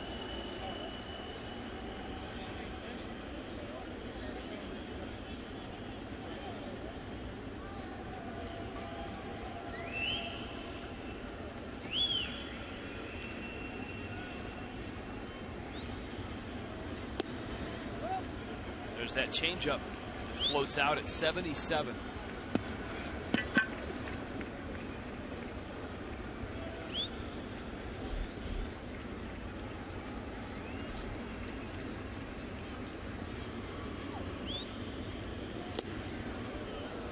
Another one. Yeah, same pitch, almost the same location. That's why I think the approach of Bour and Ozuna, a good one. You're not going to get overpowered. Davies has shown 90, 91 with his fastball. They stayed back. And even if you anticipate the changeup, you can react to his fastball.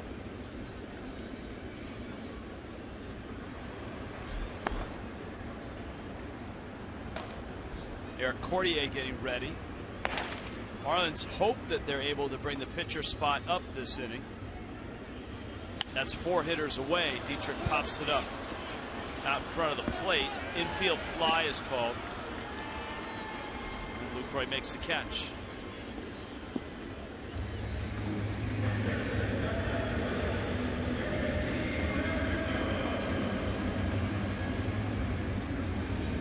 Now Real Muto.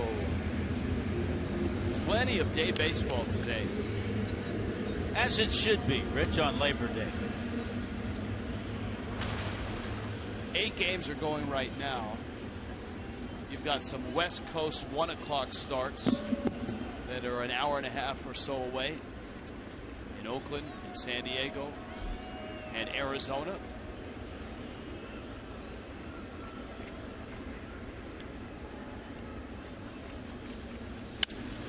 Into right field, Real Muto punches one for a hit, and Miami's loaded the bases. And I think you have to love the approach. I'm sure Frank Menachino does in this inning. All 3 base hits. You got to stay back a little longer against a guy who throws a good changeup, and all 3 base hits have been the other way.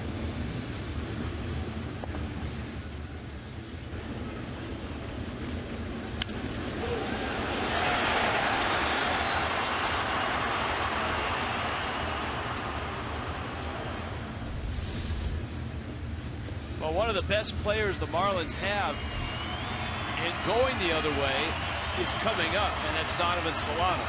Actually, Solano hit a ball really well first time up, a 1 hopper to first base. Here's our friend Rick Kranitz, former pitching coach for the Marlins.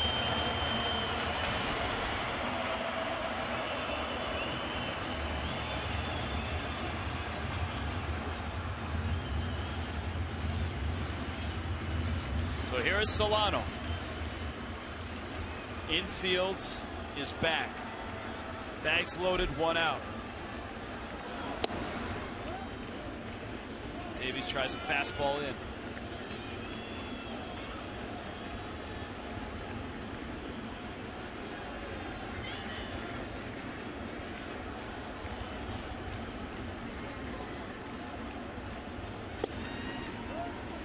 Goes in again and misses. He's trying to change his pattern a little bit with those 2 fastballs in. Casey McGee on deck.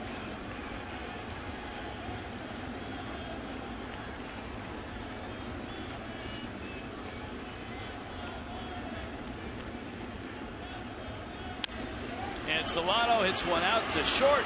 There's one. The turn is high.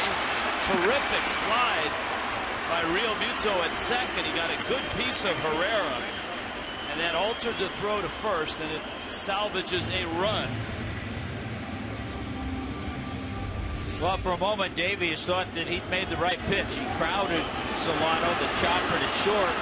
There's the hard slide, and then the throw goes high from Herrera.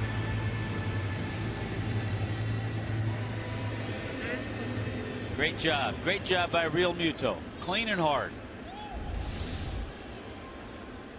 Goes as a fielder's choice, an RBI. And here's McGee now, pinch hitting with 2 outs and runners at the corners. A former Brewer. And McGee, a 1 hopper back to the mound. Davies escapes with just the 1 run. After 5, 6-1 Milwaukee.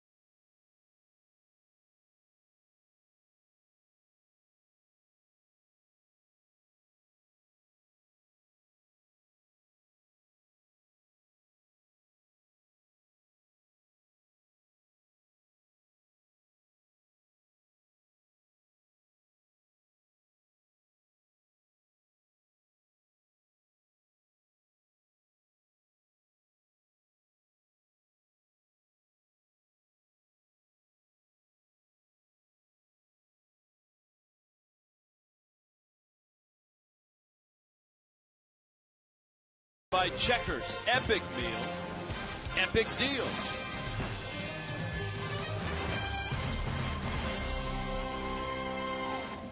It was rainy this morning, overcast right now here in Miami. Eric Cordier,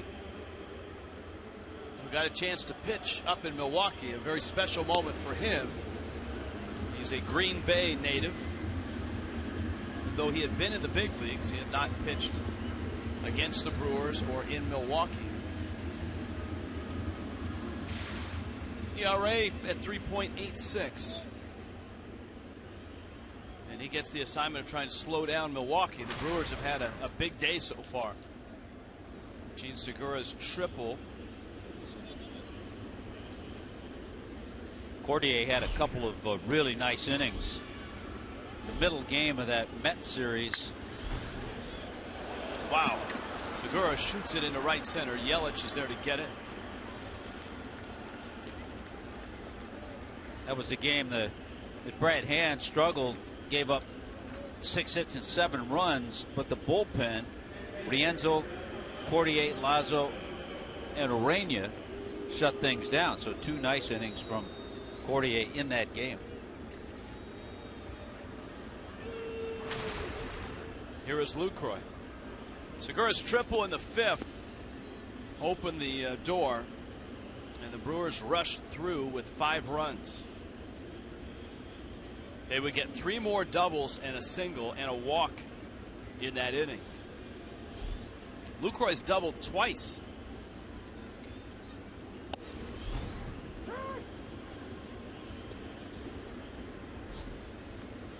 This is a guy that finished 4th in the MVP voting last year.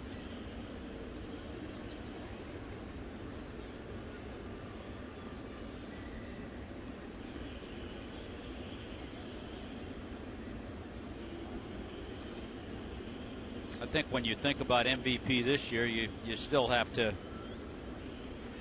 think about the year Bryce Harper's having. Came in it today hitting .339, 34 home runs. And there are others. I mean, Goldschmidt. Might even have to throw in Nolan Arenado. Anthony Rizzo. Buster Posey.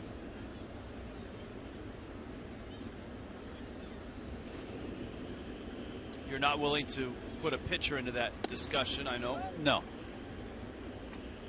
Just checking. You know my stance. I do.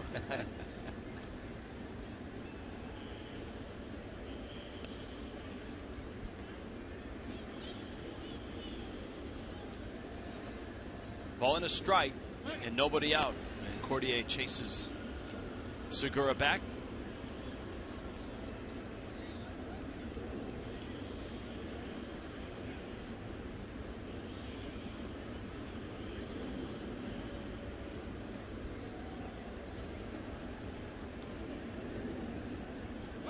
Runner goes, swing and a miss, and Real Muto up to throw. I don't know that he had a grip on the ball or a chance to get Segura, who had an excellent jump.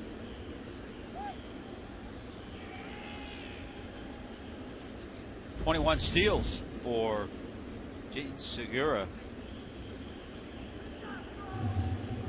He didn't quite have the grip. You can see his hand fumbling with the grip. And if you don't have a good grip, no sense trying to throw it, maybe airmailing it into center field.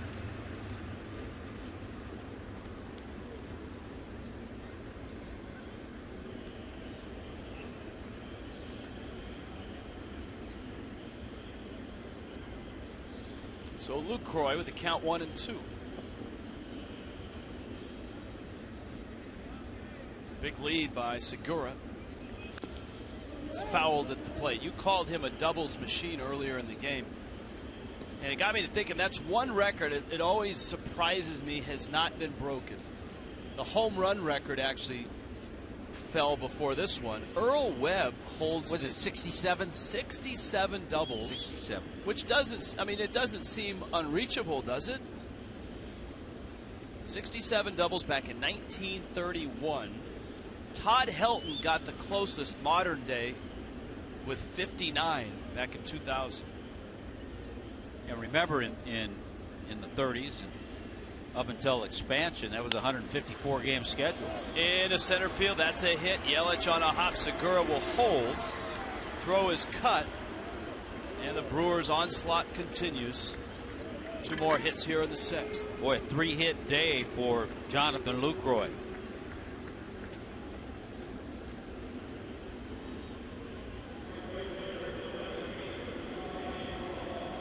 And as a reward, Cordier gets to face Ryan Braun now with runners at the corners. Yeah, 67 doubles. Helton at 59. Carlos Delgado in 2000 had 57. Garrett Anderson in 2002 had 56. Biggio had 56. Noma had 56. Ryan Roberts had 56. That was in 2009. Lately, the best run has been Matt Carpenter at 2013. He had 55. That's a lot of doubles.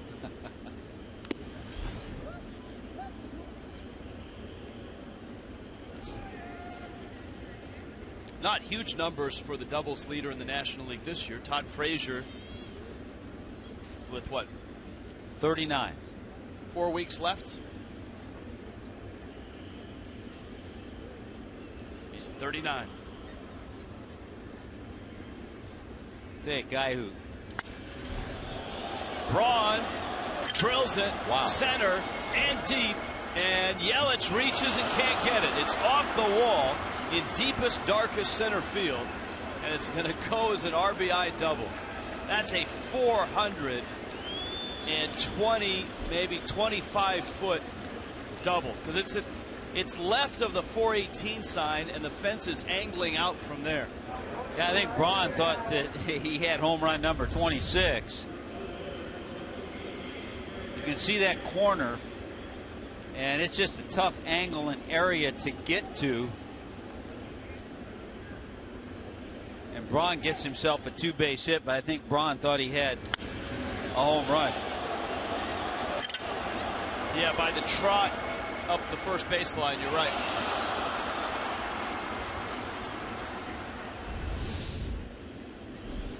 I was looking in the American League, Rich. This guy, the last couple of years, has had just really solid years. Michael Brantley with Cleveland. He's got 42 doubles. And my pick for American League MVP has 38, Josh Donaldson. Donaldson has 36 home runs, 38 doubles, 114 RBIs. Brantley's dad, Mickey Brantley, a former major leaguer.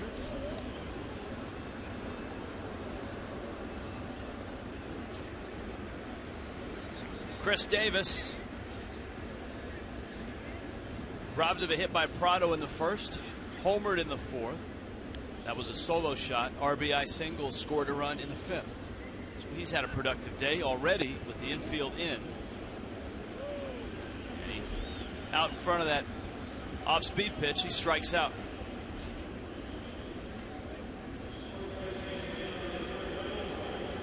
On Wednesday, you can come to the ball game, and with the Chevron Crazy 8 Wednesday, just bring your Chevron receipt of 8 gallons of gas or more.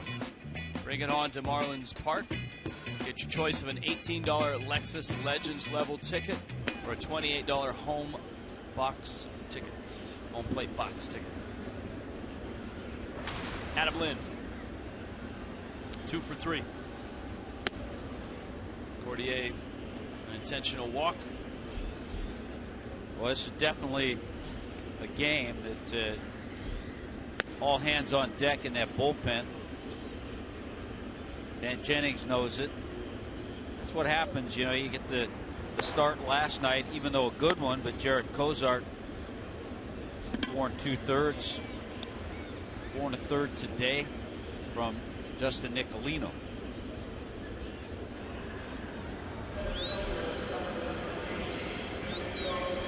Jose Urena.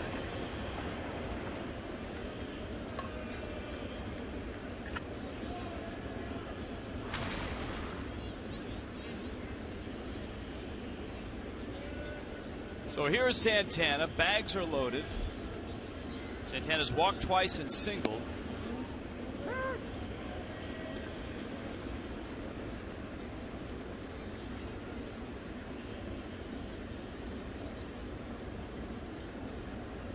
This is certainly a guy the Brewers want to get a good look at these final few weeks of the season. And intriguing guys from the Dominican Republic, signed originally with the Phillies. Came to the Astros, I believe, in the Hunter Pence trade. To center, he hits that one deep. Yelich pushed back just shy of the track. It's going to chase home a run. Luke Croy, he scores. Santana has had 4 plate appearances. He's 1 for 1, sacrifice fly and 2 walks.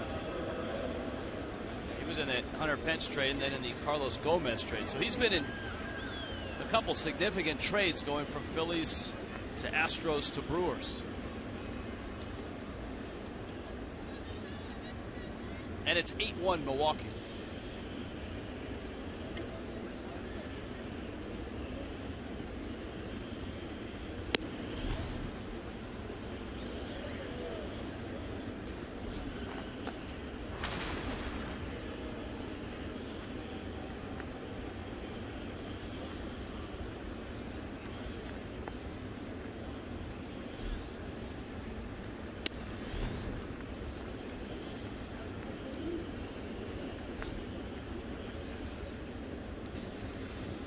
Kind of a gnashing of teeth right now in Washington, D.C. The Mets have gotten to Max Scherzer again. 5-5 now, Mets and Nationals. Yoenis Cespedes, his 35th double. Yeah, that game's kind of gone back and forth.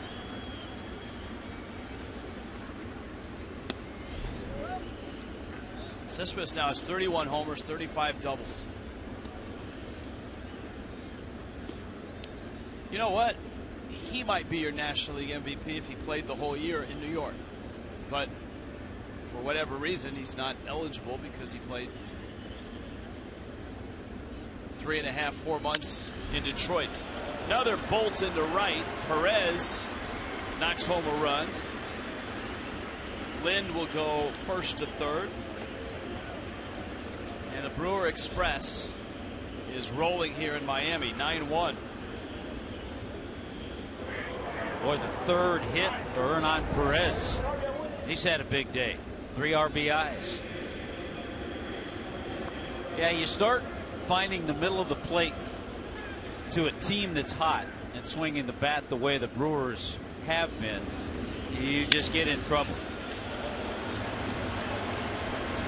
Dan Jennings on his way to the mound. And for the 3rd time, he's going to the bullpen. 9-1 Milwaukee. Kendall Toyota called to the pen.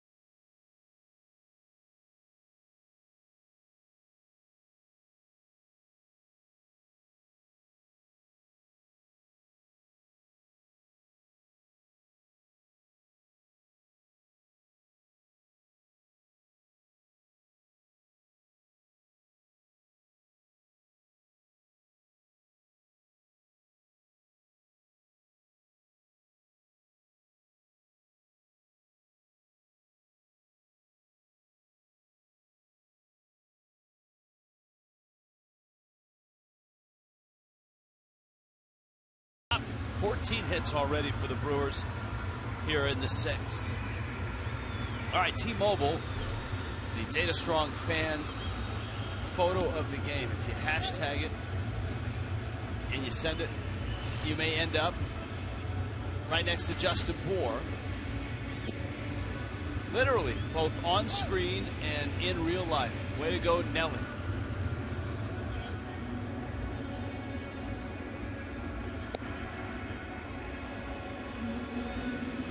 Well, that's what Dan Jennings said to Jose Urena. Way to go, Jose. You're it right now. Let's get out of this inning.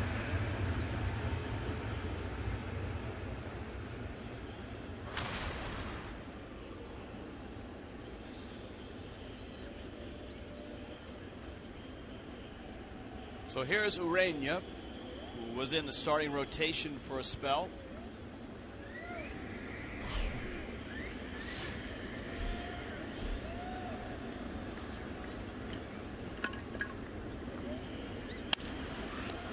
Wow, what a pick. Justin Bour robbing Elian Herrera of extra bases. Even the outs are hard right now for the Milwaukee Brewers.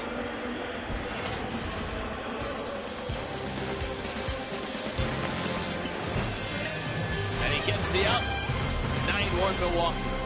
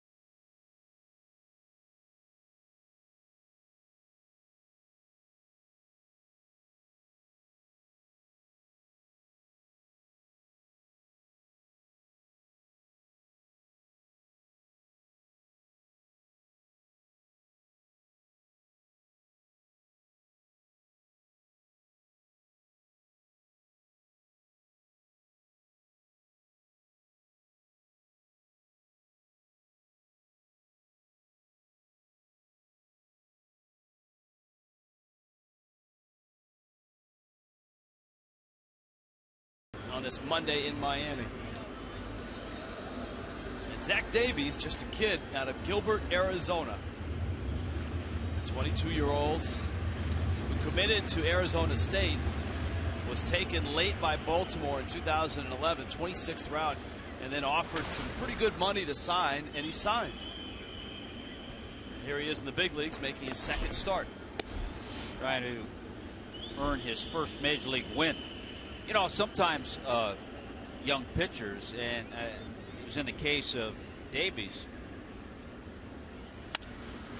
Gordon's ground ball finds Segura. We talked about his minor league numbers, not all that impressive, but in 2014 he pitched in the Arizona Fall League, which is a good league because most of the players in the Arizona Fall League are all your prospects, all the team's prospects. And he was 3-0 with an ERA under 2 in his 7 starts in the Fall League. So that kind of got everybody's attention. Right at home, he was pitching in his backyard. Could have been why he had success. Yelich takes a breaking ball. The count's 0-1. Christian has bounced out twice.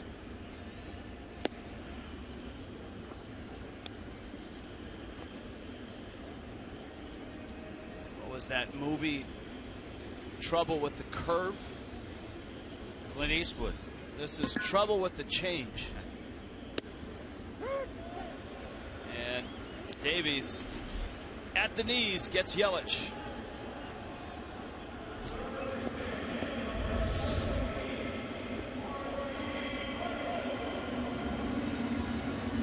Wow. That is just barely on the box.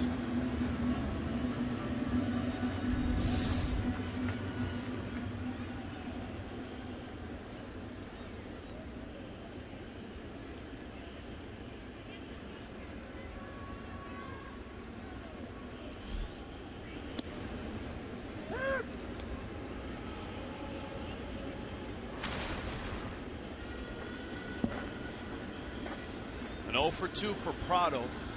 Miami with just 4 singles against Davies.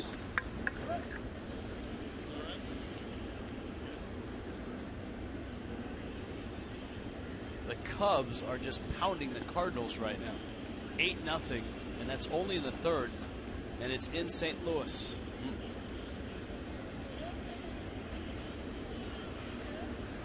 Good news for Dan Herron. He's on the mound for the Cubs. Not so good for Lance Lynn. He's no longer on the mound for the Cardinals. 6 runs in 2 1/3. You know, another home run in that game, Rich, from, you talked about the one that Dexter Fowler hit, but Addison Russell. Boy, you keep hearing tremendous things about the young shortstop with the Cubs. Chris Coughlin, 2 for 2 in that game.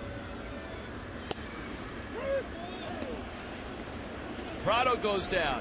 Davies masterful through 6.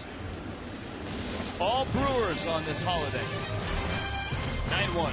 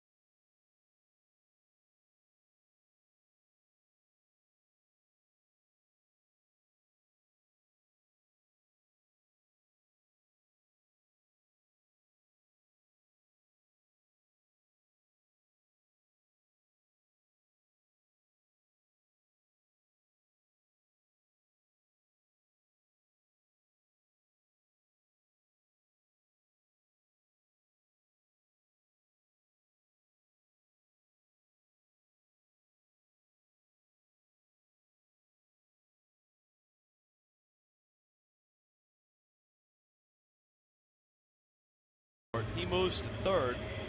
Miguel Rojas is in at shortstop. Martin Prado gets the rest of the day off. So there you go. Outfield stays the same. Infield a little bit of a shuffle. You might see a few other guys get a few innings off if this game stays like this.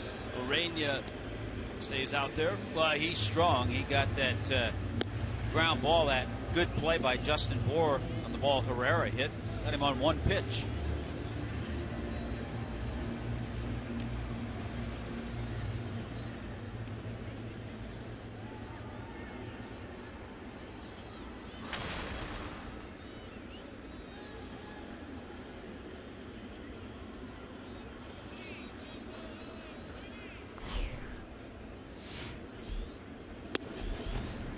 Orania throws a strike. And it's 0-1.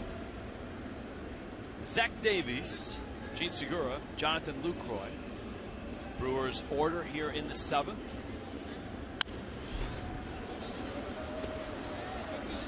Realmuto just had a pop-up right there and makes that catch.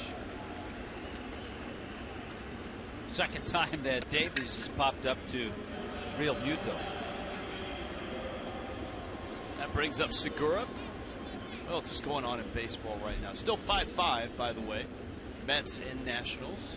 Yankees Orioles. Big series for the Orioles. 5-4 Yankees in the 6th.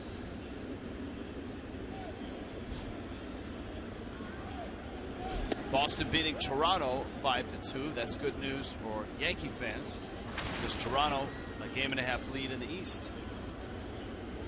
Pittsburgh about to go down. 8th inning. It's 3-0 Cincinnati in the Natty, if you will. DeSclafani, 7 shutout innings so far, as our buddy Jason Jackson would say.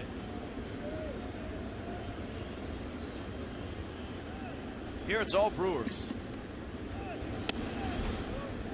Urania misses away. Wild card situation isn't much of a situation in the National League, except for you've got the Cubs, who could catch the Pirates and host that wild card game. Wouldn't that be something at Wrigley? Oh. By the way, did you see, speaking of Wrigley, did you see the home run that Chris Bryant hit? Longest home run this year. Off the scoreboard, right? Just underneath, and I think on the street, or hit right on the corner.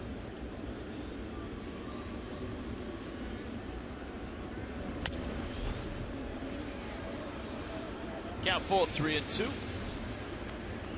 Seen a couple of distances on that home run. Saw 467, saw 495. Either way, a long one by Chris Bryant. Miss seeing long ones from that guy.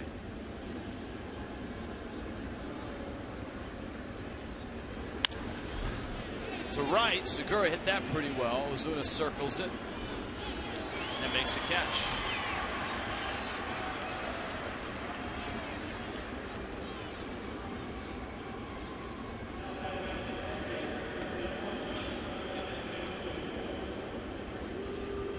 Steven Strasburg. Remember, he had discomfort, that upper back, when the Marlins saw him. He is going to start on Wednesday against the Mets. Matt Harvey will start tomorrow, of course. That should bring a lot more opinions and dialogue. I wonder if they're flying in, if Scott Boras is coming in, if Dr. Andrews is coming in for that start.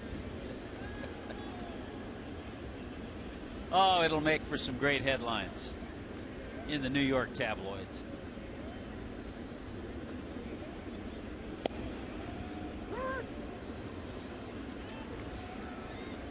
And yes, Tommy, as I peruse news and notes and think about a fruity liquor drink like that. The size of that thing. Now brain freeze. I do stumble upon the distance of the Bryant homer, 495, according to StatCast.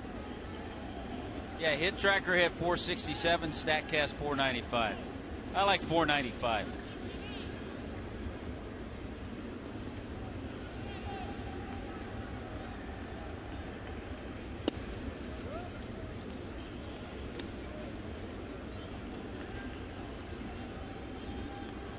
Three and one to Luke Croy. He's got 3 hits, 2 doubles. It's carnage up and down the lineup with the Brewers. Triples, doubles, a homer, walks. Yeah, everybody in their starting lineup, with the exception of Elian Herrera, with at least 1 base hit. 6 Brewers with extra base hits.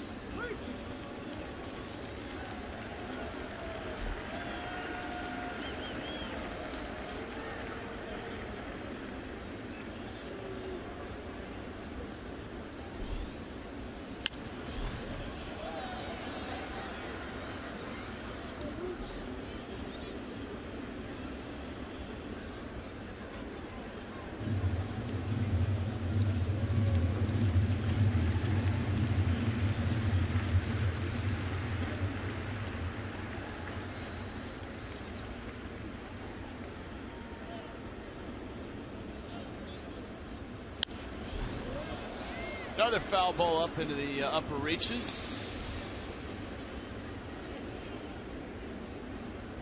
That's not a bad place to sit if you're looking for souvenirs. Right-handed bats, usually lots of them.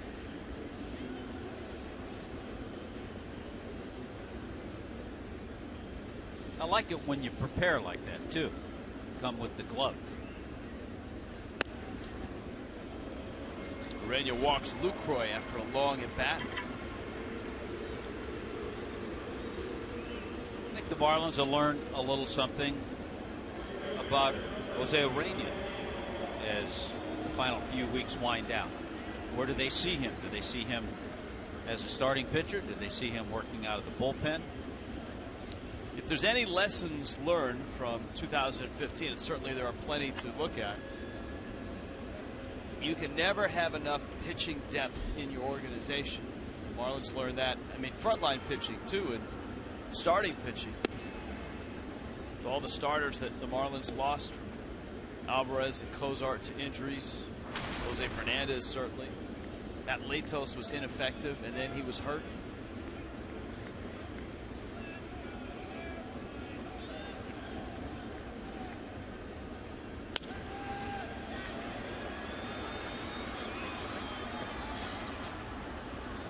So there's a group of pitchers that you want to excel in September, have great camps in March, and be an option if something goes awry in April or May. Braun smacks one to center. That's his second hit. Lucroy arrives at third base. This weekend, the Washington Nationals are here, and it's a 3-game series. And we hope you're making your plans. And the news today is that on Saturday, a 7:10 start, Jose Fernandez will start that game. Beer Fest as well at 4 o'clock. All you can eat seats just $35. Marlins.com. That's a Jose Fernandez start. A Saturday spectacular at Marlins Park. That could be a Jose Fernandez, Max Scherzer start. Logan Schaefer in the pinch run for Braun. Solano hangs Gordon out to dry. Gordon makes a nifty catch and tag and survives out there at second.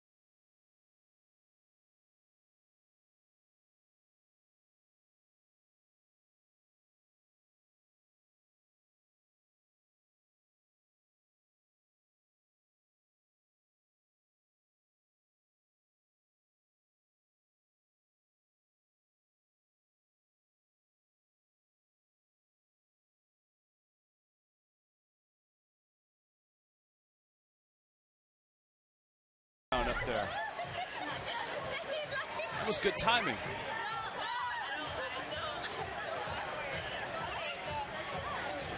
Put your phones on the table, ladies. Logan Schaefer's in center.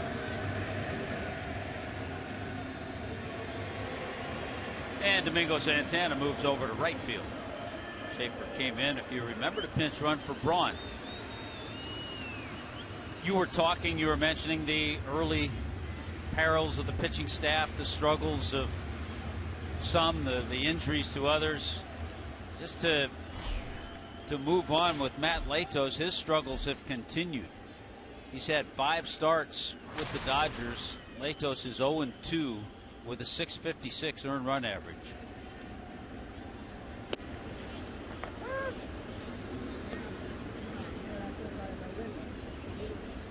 Justin Bour, you can see the shift. He shot one down the third base line for a hit his last time up.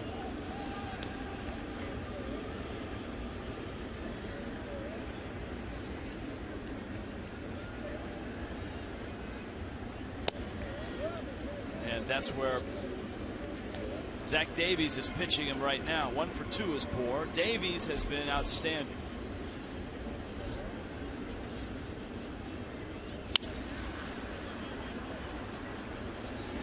Herrera gets the out.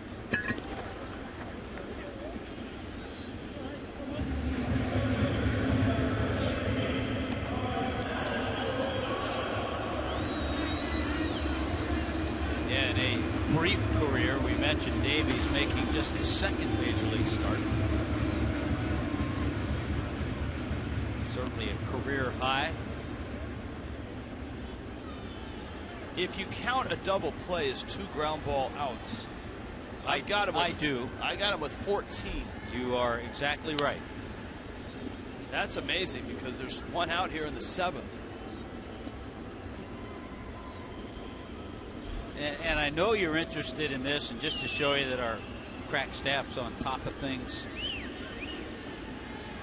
Major league high this year for ground ball outs in a game, 20. And the pitcher, Mark Burley.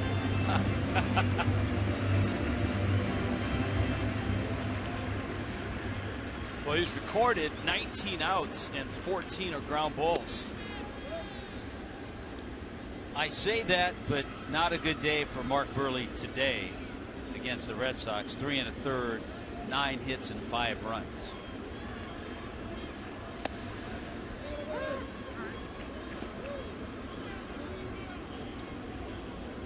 The Yankees, trying to make up ground on Burley's Blue Jays, are tied now with Baltimore 5-5 in the 7th, 8-2 Boston in the 6th over Toronto.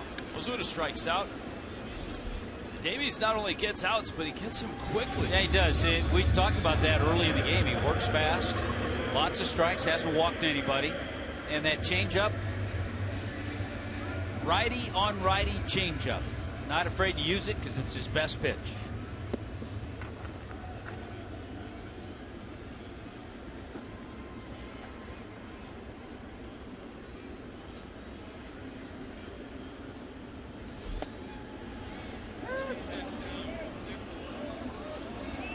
Dietrich discussing that with Marvin Hudson.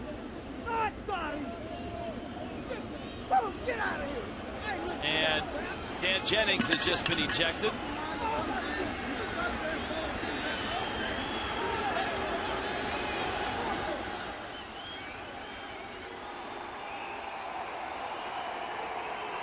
And Marvin Hudson's not too pleased to see Jennings at home plate.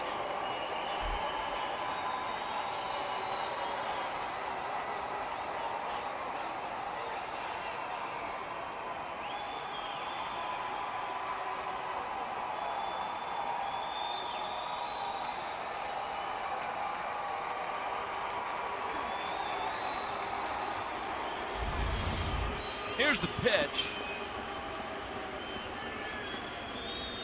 And on the tracks, from the angle of the dugout, it certainly would look low.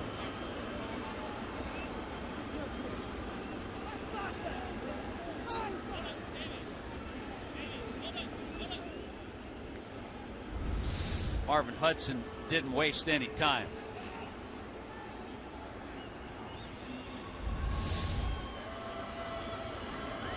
So Dietrich back in the box for the count, 0-1.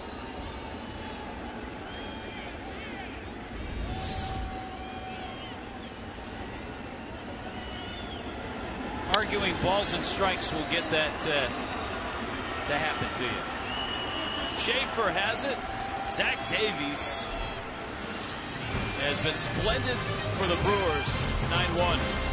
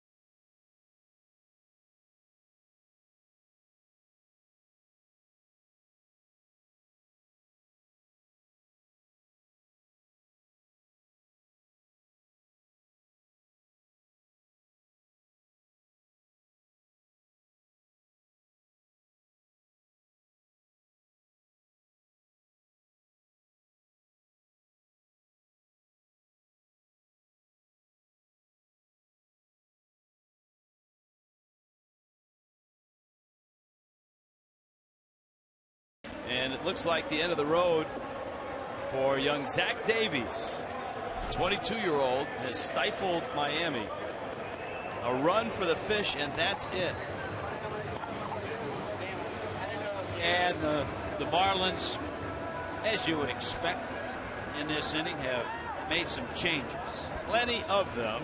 And we will try to update you on those. No change there. Jose Urena still in the game.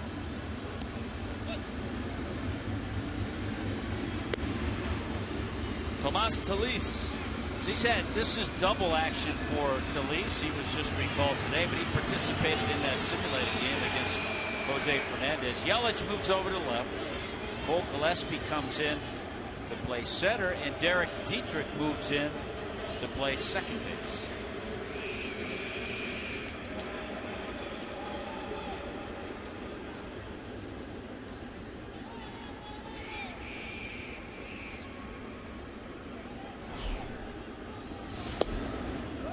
Adam Lind, Domingo Santana, Hernan Perez.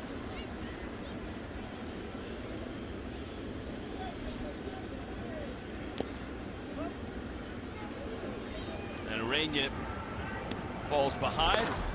Brewers bullpen. Tyler Thornburg.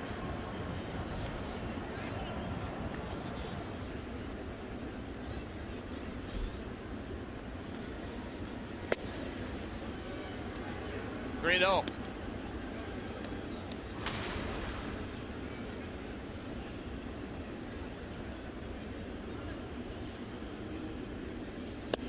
Well, the hope was that Miami could take some momentum from the weekends, but they've run into a buzzsaw in the Brewers, who are hot and have been churning up pitching as they go through Cincinnati in particular over the weekend, and now here opening a 3-game series. Yeah, it was a strange game too, because it started with two young pitchers throwing really well. One of them continued on to throw well.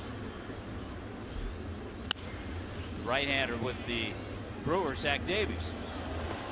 After 3 really good innings from Justin Nicolino, pitches started to come up a little bit. Some mistakes to a hot-hitting club, and he ended up getting hurt.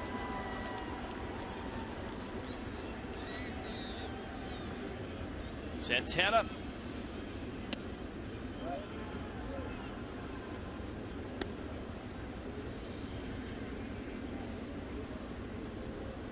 Mets have nosed out in front David Wright driving in Ruben Tejada. The ball's hit a long way to center. Gillespie going back at the track. Has it. Hits the wall. In trouble. Gillespie may be hurt. He holds on to the baseball. What a play by Cole Gillespie. You can see his hat is still bent up from the collision with the wall. The ball, Gillespie, and the wall all converged on one spot. And amazing that he held on to it. Two things absolutely incredible. The fact that he held on to it, and then realizing there was a runner at first base. Watch what he does. He hangs on, but now gets rid of it quickly to Ozuna, who came over so Ozuna could get the back ball into the infield. Wow. Looked like his glove with the ball in it got jammed between the wall and his chest. So you maybe, and you're hoping maybe the wind got knocked out a little bit. Now that is a great effort. See how he got the bare hand in there to secure it? Boy, that's tremendous. And the other thing, he just came in the game. Just came in the game.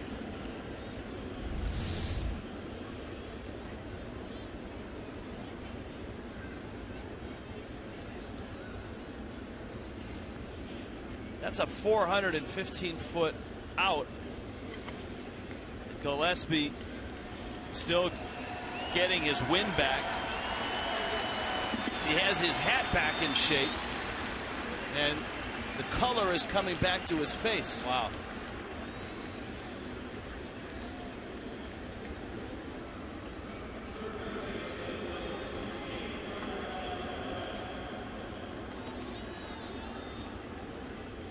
And his day didn't start well as far as bumps and bruises. This was the simulated game from Jose Fernandez. Gillespie.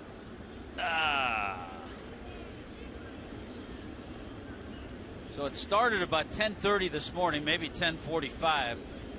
A foul ball off the foot or ankle. He had to leave to get ice on that, so he'd be ready for this. And what happens? He makes a great play in center field, and probably got the wind knocked out of him a little bit. Hernan Perez, who has 3 hits, is up 15 hits for Milwaukee to go with 9 runs.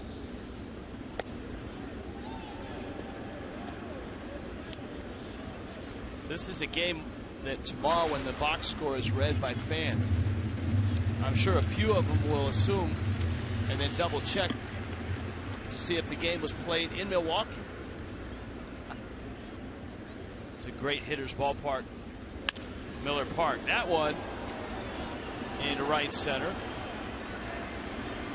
Gillespie is there, and he makes the catch.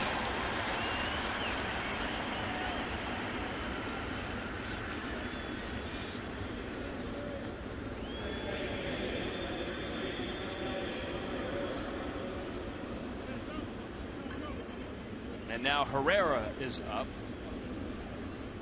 7-5 Mets over the Nationals. It's going to be an interesting last few innings there, because remember, Tyler Clippard worked a lot yesterday. I would assume he's not available today. And of course, the Nationals traded Clippard, so both teams are wishing they had Tyler Clippard in the last innings of that game. 41 pitches for Clippard yesterday. Because right now the Nationals bullpen is not doing its thing, or carrying its load, its share of the load right now. The Mets have 2 runs in the 7th. And of course, Clippard is the bridge to Familia, the closer for the Mets. Liner to left. Yelich makes the catch. Cole Gillespie, terrific catch.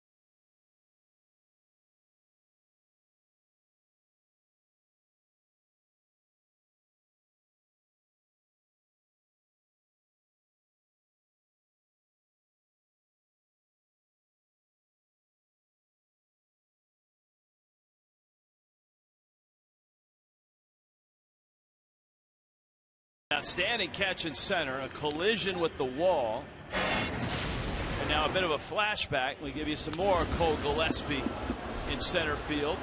This was against the Reds. This was Gillespie. This time he was able to take a step or two before he got to the wall. Today he was a little tighter and moving a little faster.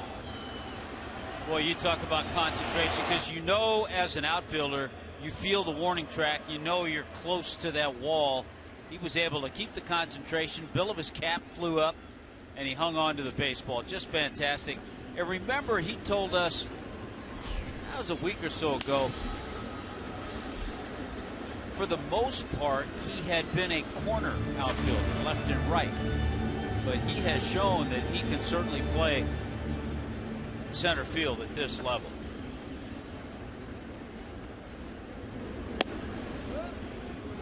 Brewers have shifted some personnel around, much like Miami did. Tomas Talis getting his first at bat. Tyler Thornburg is the pitcher. There's a look at Talis.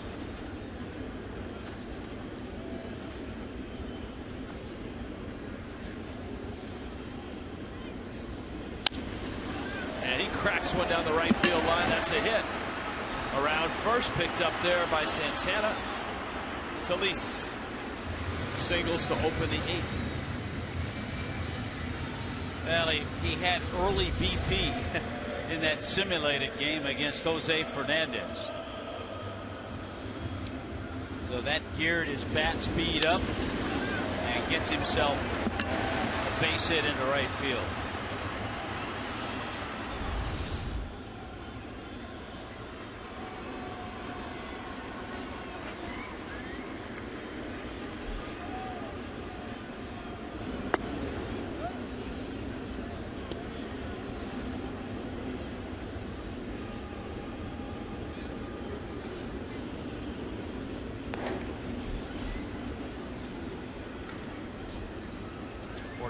His first hit as a Marlin.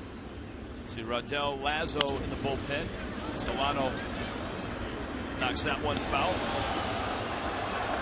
Remember when Talis joined the ball club earlier, talked about a couple of times he spent with Texas, but that his first hit as a Marlin.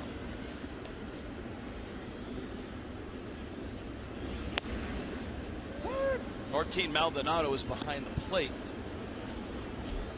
Ichiro on deck.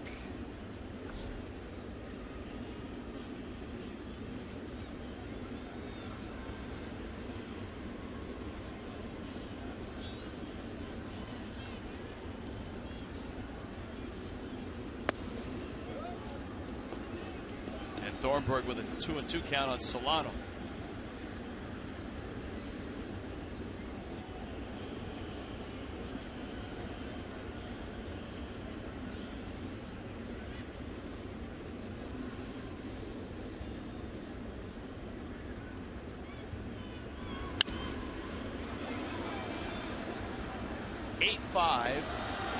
For the New York teams, both at the same time. Mets 8-5 over the Nationals in the 7th.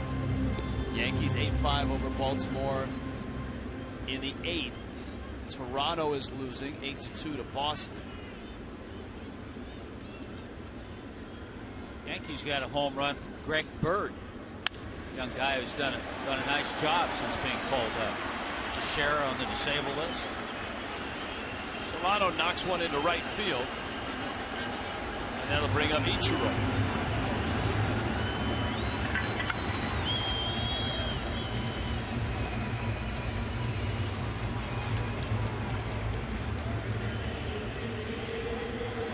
The Ichiro fans have received their wake-up call. Ichiro in pinch hitting mode here. Those are the gentlemen that Craig visited with the other night.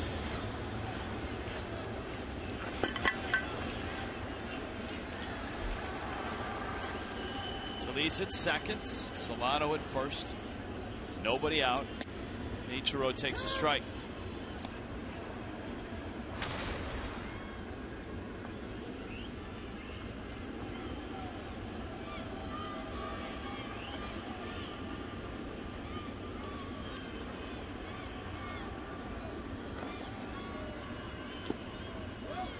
This last month of the season will be interesting to see if Ichiro can take a few more bites out of that hit total. 2,927. Still a couple of stolen bases shy of 500.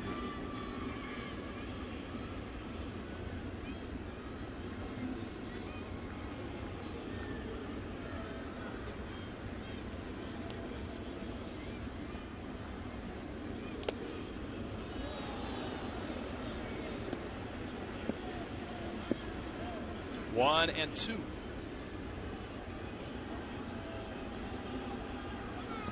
Oh for 8 on the homestand.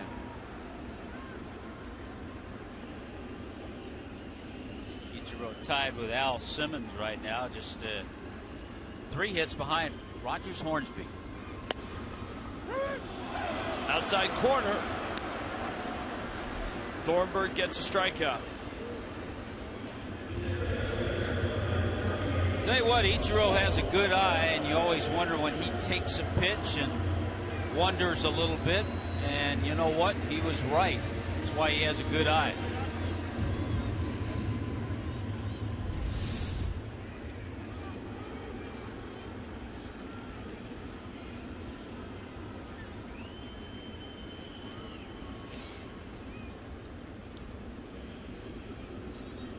Can't ring up a future Hall of Famer on a pitch like that.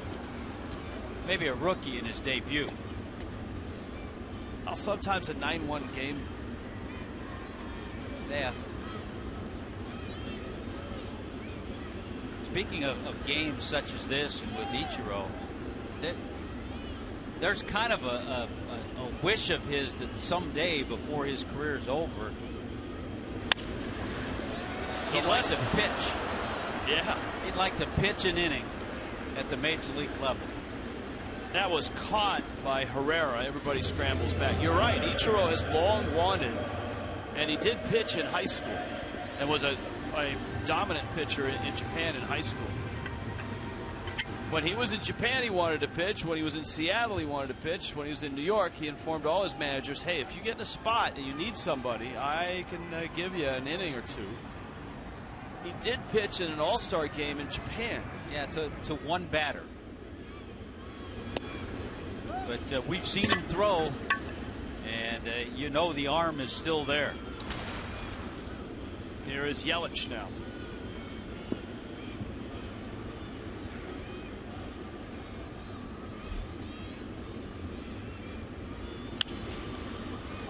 Fastball up and in, he fouls it off. Yelich trying to extend his hitting streak, keep it alive.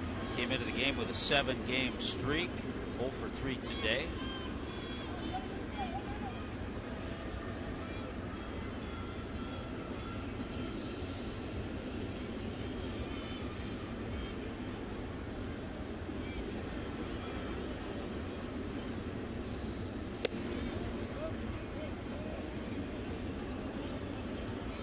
I think the way things came down in that Japanese All-Star game when Ichiro pitched, he was supposedly, they were going to work it out where he would pitch to Hideki Matsui, but the other manager wasn't in on things, and it didn't turn out that way. Party pooper. Yeah.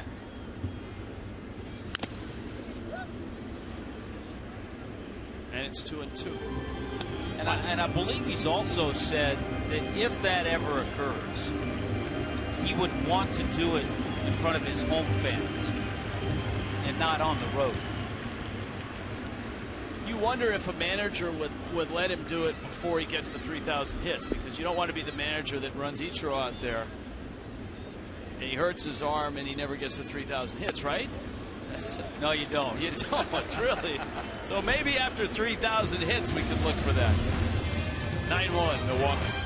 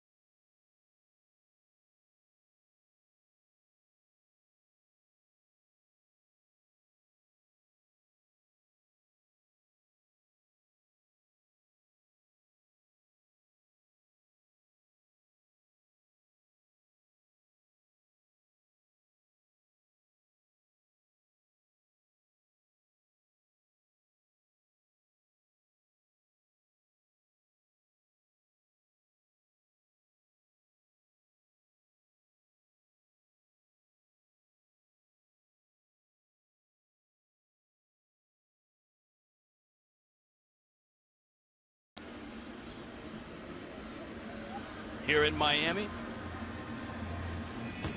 Ah, here you go. This is a pirated video. And that's the All-Star game, right? It is the All-Star game. Japanese All-Star game. You see the number that he's wearing, 51? That's the number he carried with him into Seattle. Actually, he had to ask Randy Johnson if it was okay if he wore number 51 when he arrived in Seattle. That was Randy Johnson's number. Seattle's going to have to buy 2 banners when they retire those 2 numbers.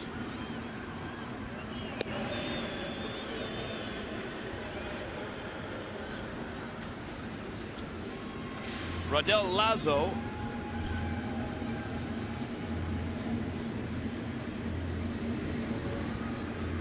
and he will take over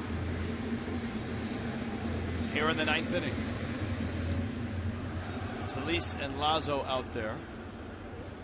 We were doing some research today with the help of our friends at Stats, and that is small pitchers. Lazo is listed at 5'9". He's the shortest pitcher right now in Major League Baseball. Either that or he's the most honest pitcher in Major League Baseball. I'd like to see him standing next to Zach Davies. Because he's at 5'9". There's a whole host of guys at 5'10". Yeah, a couple of those guys are cheating a little bit. Marlins just saw Manny Banuelos. Greg Holland is only 5'10". The fine reliever for Kansas City. Mike Leake, Chris Medlin, Joe Peralta, A.J. Ramos, Rob Rasmussen, a former Marlin draft pick, Sergio Romo. All apparently 5'10". You love the mound presence that Lazo has out there. Very confident. When he came in the other night against the Mets, threw a nice inning, had a strikeout, showed a good changeup.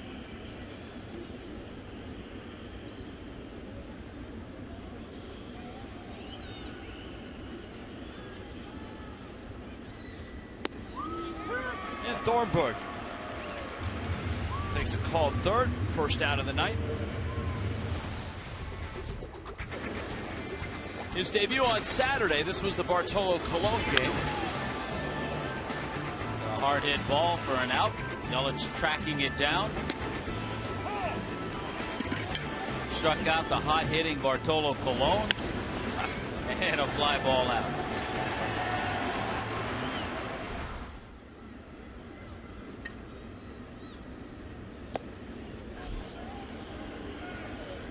Scooter Gennett gets his first AB.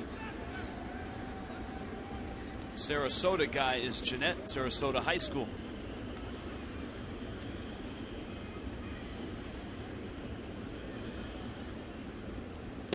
He's always been a guy who's hit righties well, but he has struggled. Gennett has in his career against left-handers.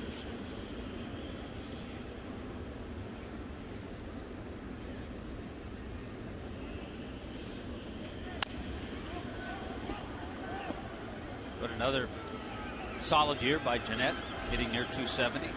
It wasn't a solid start. He hit a .154 in his first 65 ABs and was sent to AAA. Boy, he's come a long way. Yes, he has. He's hit in 6 straight.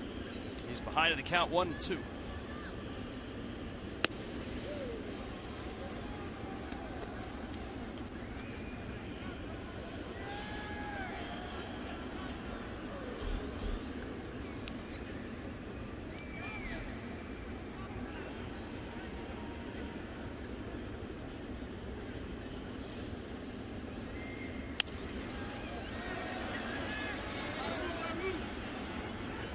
Justin Bour makes the catch.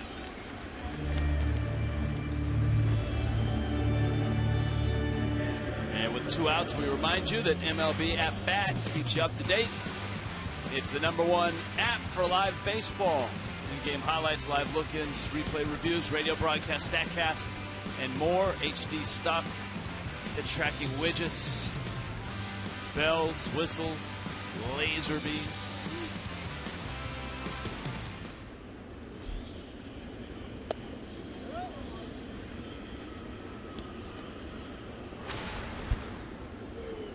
Maldonado, remember, he came in to replace Luke Roy.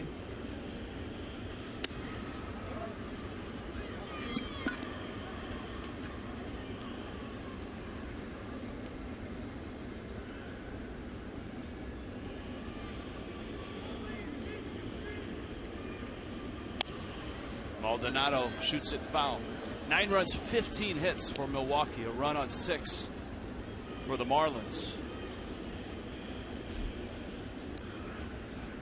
Taylor Youngman, a righty who has a real nice ERA, a 2.42 ERA, goes for Milwaukee. Adam Conley. That's tomorrow night. And on Wednesday night, Tom Kohler. And the Brewers, last I checked, had not announced a starter. Yeah, that's still listed as to be announced.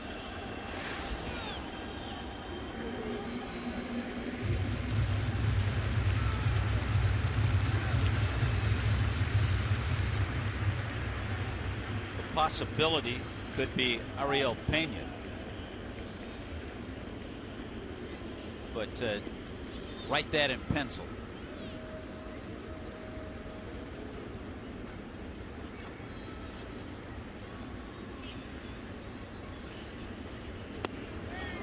Good sharp breaking ball. And another nice inning from Rondell Lazo. Bottom of the ninth, 9-1 Milwaukee.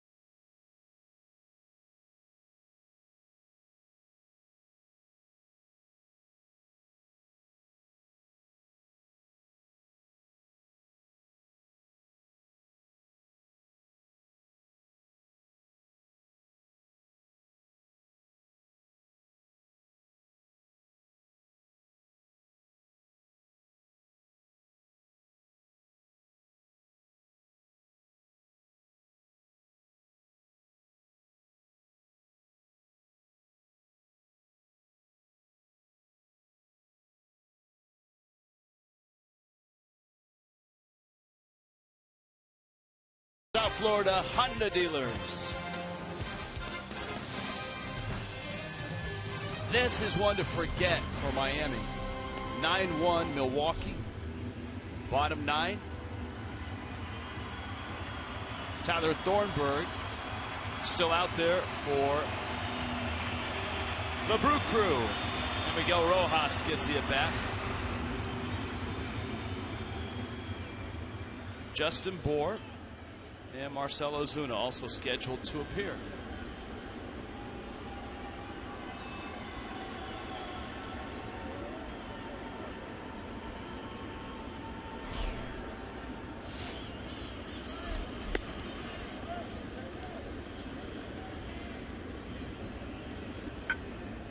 Jose Fernandez announcing he will pitch on Saturday. That against the Nationals.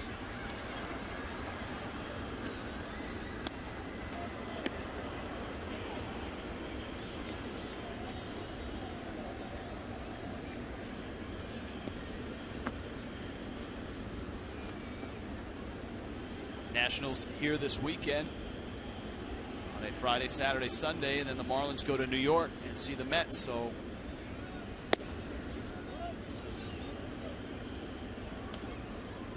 just a run of games for the Marlins against both New York and Washington.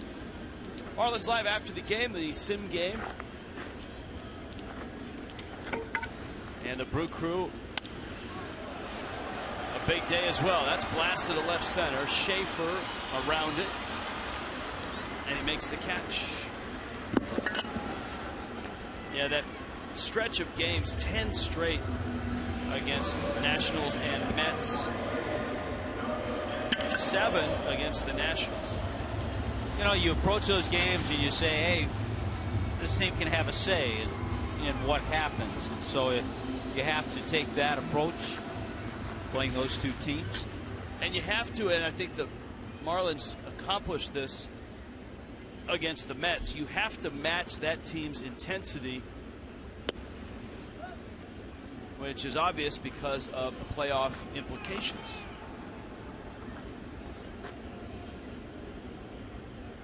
By the way, 8-5 Mets, bottom 8 in D.C. That Pirate game is a final. Cincinnati beats Pittsburgh 3-1. And you know, we touched upon it. It's a little bit of intrigue. You haven't heard much chatter about it, but the Cubs, who have a 9-0 lead over the Cardinals, are creeping up on the Pirates. The Pirates with that loss are now at 81 and 55. If the Cubs win, they would be 79 and 57. There's a good chance of them doing that because they have a 9-0 lead. Yeah, and what's at stake there is home field advantage in the wild card game.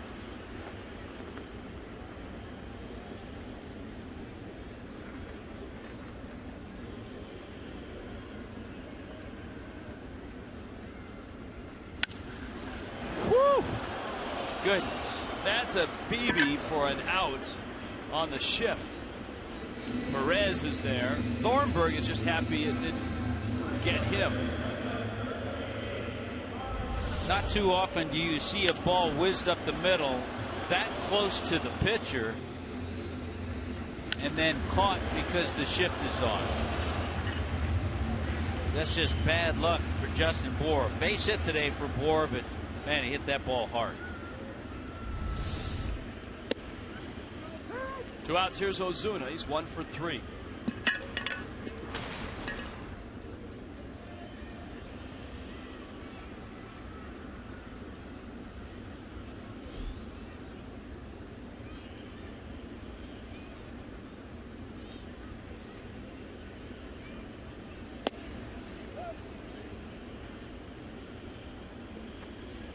Ball and a strike.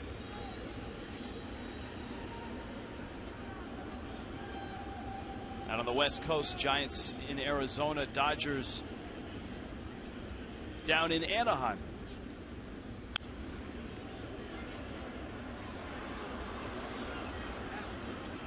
And Atlanta and Philly open up a series in Philly tonight.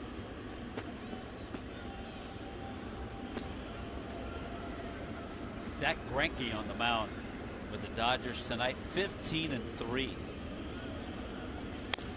1.59 ERA for Greinke.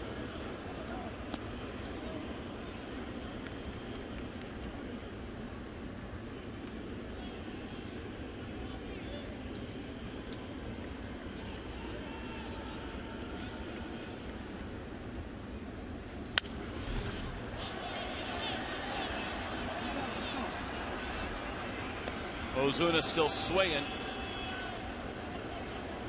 with a count of 1-2. But we knew both teams had some momentum coming in. Brewers have been hot. Marlins have had a really nice week. But it's been all Milwaukee in this one.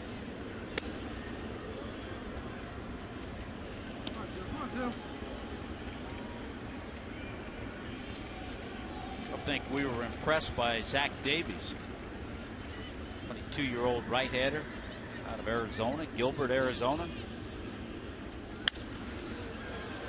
And that should do it. Jeanette makes the catch. Zach Davies is terrific.